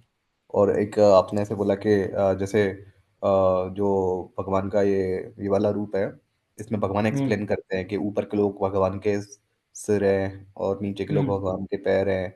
और ऐसे हम्म। उधर आपने एक ऐसे बोला कि ऐसे मतलब जैसे जो हमारा शरीर है ये भी, जैसे अपने जैसे जैसे हमारे शरीर में आत्मा होती है, वैसे ये पूरे ब्रह्मांड में परमात्मा है, इसलिए ये चीजें चल रही हैं, टिक रही हैं, है ना। तो यस। ऐसे मतलब ये जो ऐसा जो लोग समझते हैं वो चीज़ ऐसे बोलते हैं कि जैसे जो हमारा जो मतलब जैसे पूरे संसार में जो चीज़ है वही हमारे शरीर में भी है। जैसे हाँ। पूरी इस पृथ्वी पे 70% वाटर है, बाकी 30% जमीन है। सेम हमारे हम्म। अंदर 70% वाटर है और बाकी का दूसरी चीजें हैं, है ना। यस। तो जैसे जैसे जो समुद्र में जो ज्वार भाटा आता है वो मून से इम्पेक्ट होता है उसका, है ना। हम्म। तो सेम वे ऐसे हमारे अंदर भी चीजें होती हैं, लाइक जैसे जब अमावस्या आती यस है या होता है। चंद्र घटता होता बढ़ता है। है। नक्षत्रों का प्रवाह, ग्रह का प्रभाव हमारे शरीर पर होता है, तो इसलिए ये कुंडली देखा एस्ट्रोल, जाता है। तो ये भी लाइक जैसे अभी में भी एस्ट्रोलॉजर जो है उनको सही परफेक्ट नॉलेज ना हो, बट एक्चुअली ये पर होता ये भी है ना एस्ट्रोलॉजी। हम्म। जैसे भक्ति सिद्धांत सरस्वती महाराज थे, उनको वो एस्ट्रोलॉजी में बहुत ऐसे थे, मतलब लाइक बहुत एकदम स्ट्रांग पकड़ थी उनकी इन चीजों पे। ये हमारा भी एक शरीर क्या है? ब्रह्मांड ही तो है। प्रकृति से ही तो बना है, पांच तत्वों से। अर्थ, वाटर, इथर, हम्म, फायर, विंड, ये सब चीजों से बना है हमारा शरीर। तो हमारे शरीर पे प्रभाव तो पड़ेगा ही ना। जैसा प्रकृति है वैसा ही हमारा शरीर है। तो प्रकृति ही तो है शरीर, प्रभाव तो पड़ेगा ही, प्रकृति का प्रभाव। ये समझाने के लिए बताया गया कि ब्रह्मांड जैसे जो हमारा जड़ शरीर है, वैसे ही ब्रह्मांड भी जड़ है। और उसमें भगवान विष्णु प्रवेश करते हैं एज ए गर्भोदक साई विष्णु। तब जाके वो चेतन गतिमान होता है, विश्व रूप। तो उसी प्रकार से बट जैसे शरीर कंक्लूजन में ओवरऑल आत्मा। यही है कि ये सब हम समझ सकते हैं, जान सकते हैं, और पर्पस भी यही है, और वे भी यही है कि भगवान की भक्ति करना, तरीका भी वही जानने यस, का ना। भगवान की भक्ति करेंगे तो आपको बैठे बैठे भगवान पूरा विराट रूप दिखा देंगे। कोई इतना ज्यादा रिसर्च करने की जरूरत नहीं है, कोई ज्यादा ताम झाम करने की जरूरत नहीं है। सिंपली आप भक्ति करिए, सिंपल रहिए, भगवान की भक्ति करिए, तो आपको सब कुछ दिख जाएगा, सब कुछ मिल जाएगा। इधर उधर भागने की जरूरत नहीं है ज्यादा, और हम्म, दिमाग ज्यादा चलाने की जरूरत नहीं है। अपने दिमाग पे भरोसा छोड़ दीजिए, अपने मन पे भरोसा छोड़ दीजिए, बुद्धि पे भरोसा करना छोड़ दीजिए, और भगवत गीता पे भरोसा कीजिए, भगवान पे भरोसा कीजिए, साधु संतों पे भरोसा कीजिए। और सौभाग्य से हम लोग इस्कॉन से जुड़ गए हैं, जो कि एक प्रामाणिक संस्था है, एक प्रामाणिक परंपरा में आता है। बहुत ही सौभाग्य है कि हमको साधु मिल गए, गुरु मिल गए, हमको शास्त्र मिल गया। बस हमको उसको पढ़ना है, उसको जीवन में उतारना है, और अपना जीवन सफल बनाना है। उसको प्रचार भी करना है। थोड़ा खुद ही जो आप पढ़े हैं वो दूसरों को भी बताइए, सिखाइए, लोगों को जोड़िए भगवत गीता की क्लास से। लोगों को जोड़ सकते हैं, ये सबसे सरल काम है प्रचार के लिए। आजकल भगवान ने हमारे लिए कितना सरल कर दिया प्रचार करना। बस आप करना क्या है, बस आपको व्हाट्सएप से जूम लिंक भेज दीजिए उसको, भाई ज्वाइन हो जा। सरल कार्य है। मंदिर ले आइए उसको, प्रसाद खिलाइए उसको, धीरे धीरे उसको श्रद्धा बढ़ेगा साधु में, तो श्रवण करना शुरू कर देगा। श्रवण करते करते करते करते कीर्तन भी करेगा, माला करने लगेगा और जप करना शुरू कर देगा। श्रवण कीर्तन करने लगा, बस भक्ति होने लगा, और धीरे धीरे अपना उसके ऊपर है कि वो कितना सीरियसली उसको करता है, और कितने जल्दी सक्सेस प्राप्त करता है। सब कुछ साधक के ऊपर है। साधक चाहे तो एक जीवन में भगवान को प्राप्त कर सकता है, या 10 जीवन में प्राप्त कर सकता है। सब कुछ उसके हाथ में है। भगवान ने सब कुछ उसके हाथ में दे रखा है। तो भक्ति करके हमको तुरंत निकल जाना चाहिए। पता नहीं आगे आने वाला समय कितना खराब होगा, कलयुग में क्या होगा, कितना मौका मिलेगा भक्ति करने का। क्योंकि जैसे जैसे कलयुग बढ़ेगा, वैसे वैसे सुविधाएं कम होंगी। भक्ति करने का सुविधा अभी देखो, अभी कितना दिक्कत है बांग्लादेश में, भक्ति करना कितना मुश्किल है, कितना खराब स्थिति है। हम तो भारत में जन्म लिए हैं, गुरु मिल गए हमको, साधु मिल गए, इस्कॉन मिल गया, सब कुछ मिल गया, अब क्या है?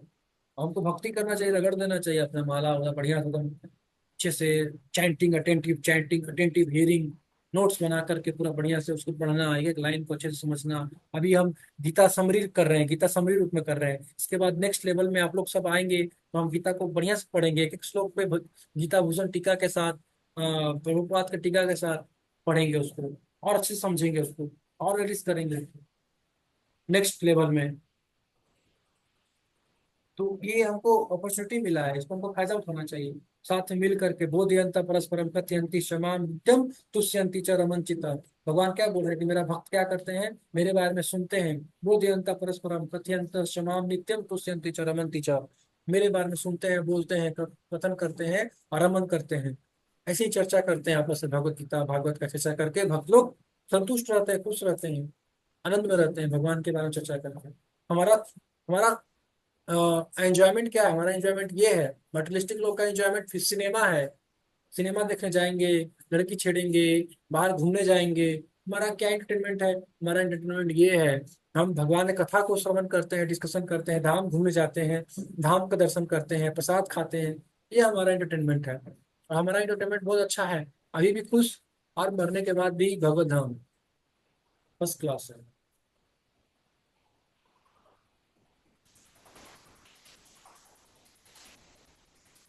कोई डर नहीं है, कोई भय नहीं है, फियरलेस होकर जीते हैं जी। मरने का कोई डर नहीं है। संसार में सबको मरने से डर लगता है, सब कोई भयभीत है मृत्यु से, लेकिन भक्त नहीं। भक्त को क्या है, भक्त का मरना मतलब क्या है कि सपने से सो करके उठता है, जैसे वैसे ही शरीर बदल देता है, change the body, that's all. मरने का मतलब क्या है, सो करके उठना। इधर सोइए उधर उड़ जाइए, भौतिक जगत में सोइए और आध्यात्मिक जगत में उड़ जाइए। तो भक्त के लिए मरना तो कोई है ही नहीं, इसलिए उसको डर नहीं लगता है। भक्त तो आराम से हंसते हुए मरता है। मैं तो देखा हूँ कई भक्त मरते वक्त हंसते रहते हैं, खुश रहते हैं, स्माइलिंग फेस, कोई अच्छा प्रभु टेंशन जी, नहीं, कोई लाइक माथे शिकन नहीं होता। ये मतलब ऑलरेडी मतलब ये सब चीजें तो पता ही है, देखा भी है। पर फिर भी लाइक जैसे अभी ऐसे एक प्रूपद का ही स्टेटमेंट है कि मरते टाइम इतना पेन होता है, 80,000 स्कॉर्पियंस काटते हैं। तो ये सिर्फ नॉन मटेरियलिस्टिक, डिवोटीज के लिए या डिवोटीज के लिए भी होगा ना, ये तो सेम मतलब ऐसा नॉन डिवोटीज के लिए, डिवोटीज के लिए नहीं, कि डिवोटीज को तो नहीं होता है, ऐसे बहुत जैसे आनंद हम से देखते हैं रहता है। कोई डिवोटी है हॉस्पिटल में एडमिट है, वो मतलब है ना, बहुत सारे सुइयां लगी हैं, बहुत सारी चीजें लगी हैं, तो पेन तो होता ही होगा ना गुरु जी। बट बाहरी तौर से होता है, हमको देखने में लगता है बाहर तरफ से शरीर में, लेकिन वो शरीर के स्तर पे नहीं है ना। वो अपने आप को एलिवेट कर चुका है, डिवाइन कॉन्शियसनेस पे नहीं है वो। पूरी, अब ये तो उन डिवोटीज के लिए हो गया जो एलिवेटेड है ऑलरेडी, है ना, उन्होंने ना बहुत अच्छा जिनका रहा है पूरा लाइफ टाइम, मतलब बट कोई भी हम जैसा एलिवेटेड होता मतलब कोई भी रह सकता है ना। एलिवेटेड तो कोई भी बन सकता है, तो जरूरी नहीं है कि एलिवेटेड मैं ही बन सकता हूँ या आप ही बन सकते हैं, कोई भी एलिवेटेड बन सकता है, वो तो हमारे ऊपर है। हम अगर अच्छे से एंटरटेन रीडिंग रीडिंग करेंगे तो हमारा चेतना नहीं हो जाएगा ऊपर, आराम से उठ जाएगा। क्यों नहीं होगा। भगवान बोल रहे हैं कि मेरी भक्ति में सामर्थ्य है। रूप गोस्वामी बोल रहे हैं कि भाई भक्ति करो तो कई जन्मों के पाप तुम्हारे नष्ट हो जाएंगे, कई जन्मों के तुम्हारे अपराध भंजन हो जाएंगे। भक्ति करो तो सही। भक्ति से इतना पावरफुल चीज है भक्ति, इससे ज्यादा पावरफुल किस कोई चीज नहीं है। सारे पाप नष्ट कर देता है, सारे अपराध खत्म कर देगा। भक्ति अगर अच्छे से करेंगे तो श्रवण, श्रवणम अच्छे से करो, ध्यान पूर्वक श्रवणम करो, ध्यान पूर्वक कीर्तनम करो, देखो सब सब सब नष्ट होगा। कैसे नष्ट नहीं होगा, नष्ट होके रहेगा। मेडिसिन बहुत स्ट्रांग है, कोई चांस नहीं है कि बीमारी बचे। काम क्रोध लोभ ईर्ष्या द्वेष रह ही नहीं सकता, ठहर नहीं सकता है हृदय में। डरती है ना माया भगवान से।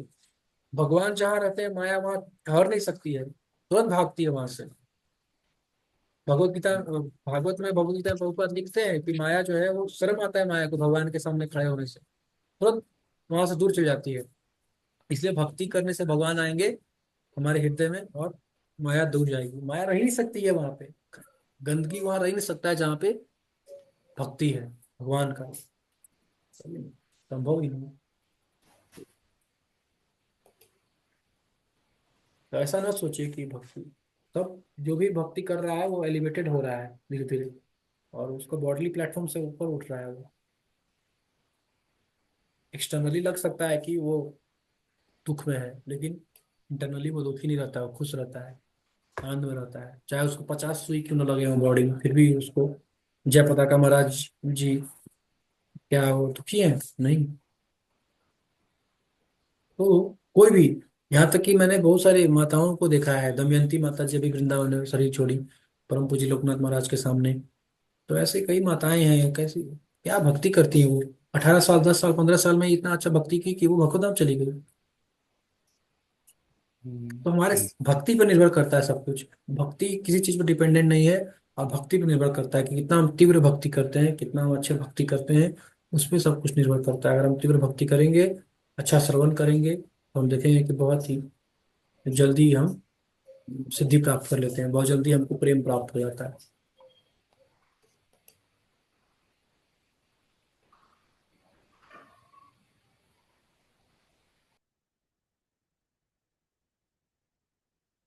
और कोई प्रश्न है। नो प्रभु जी। ठीक है, तो अब भगवत गीता का जो सार संहार भक्ति योग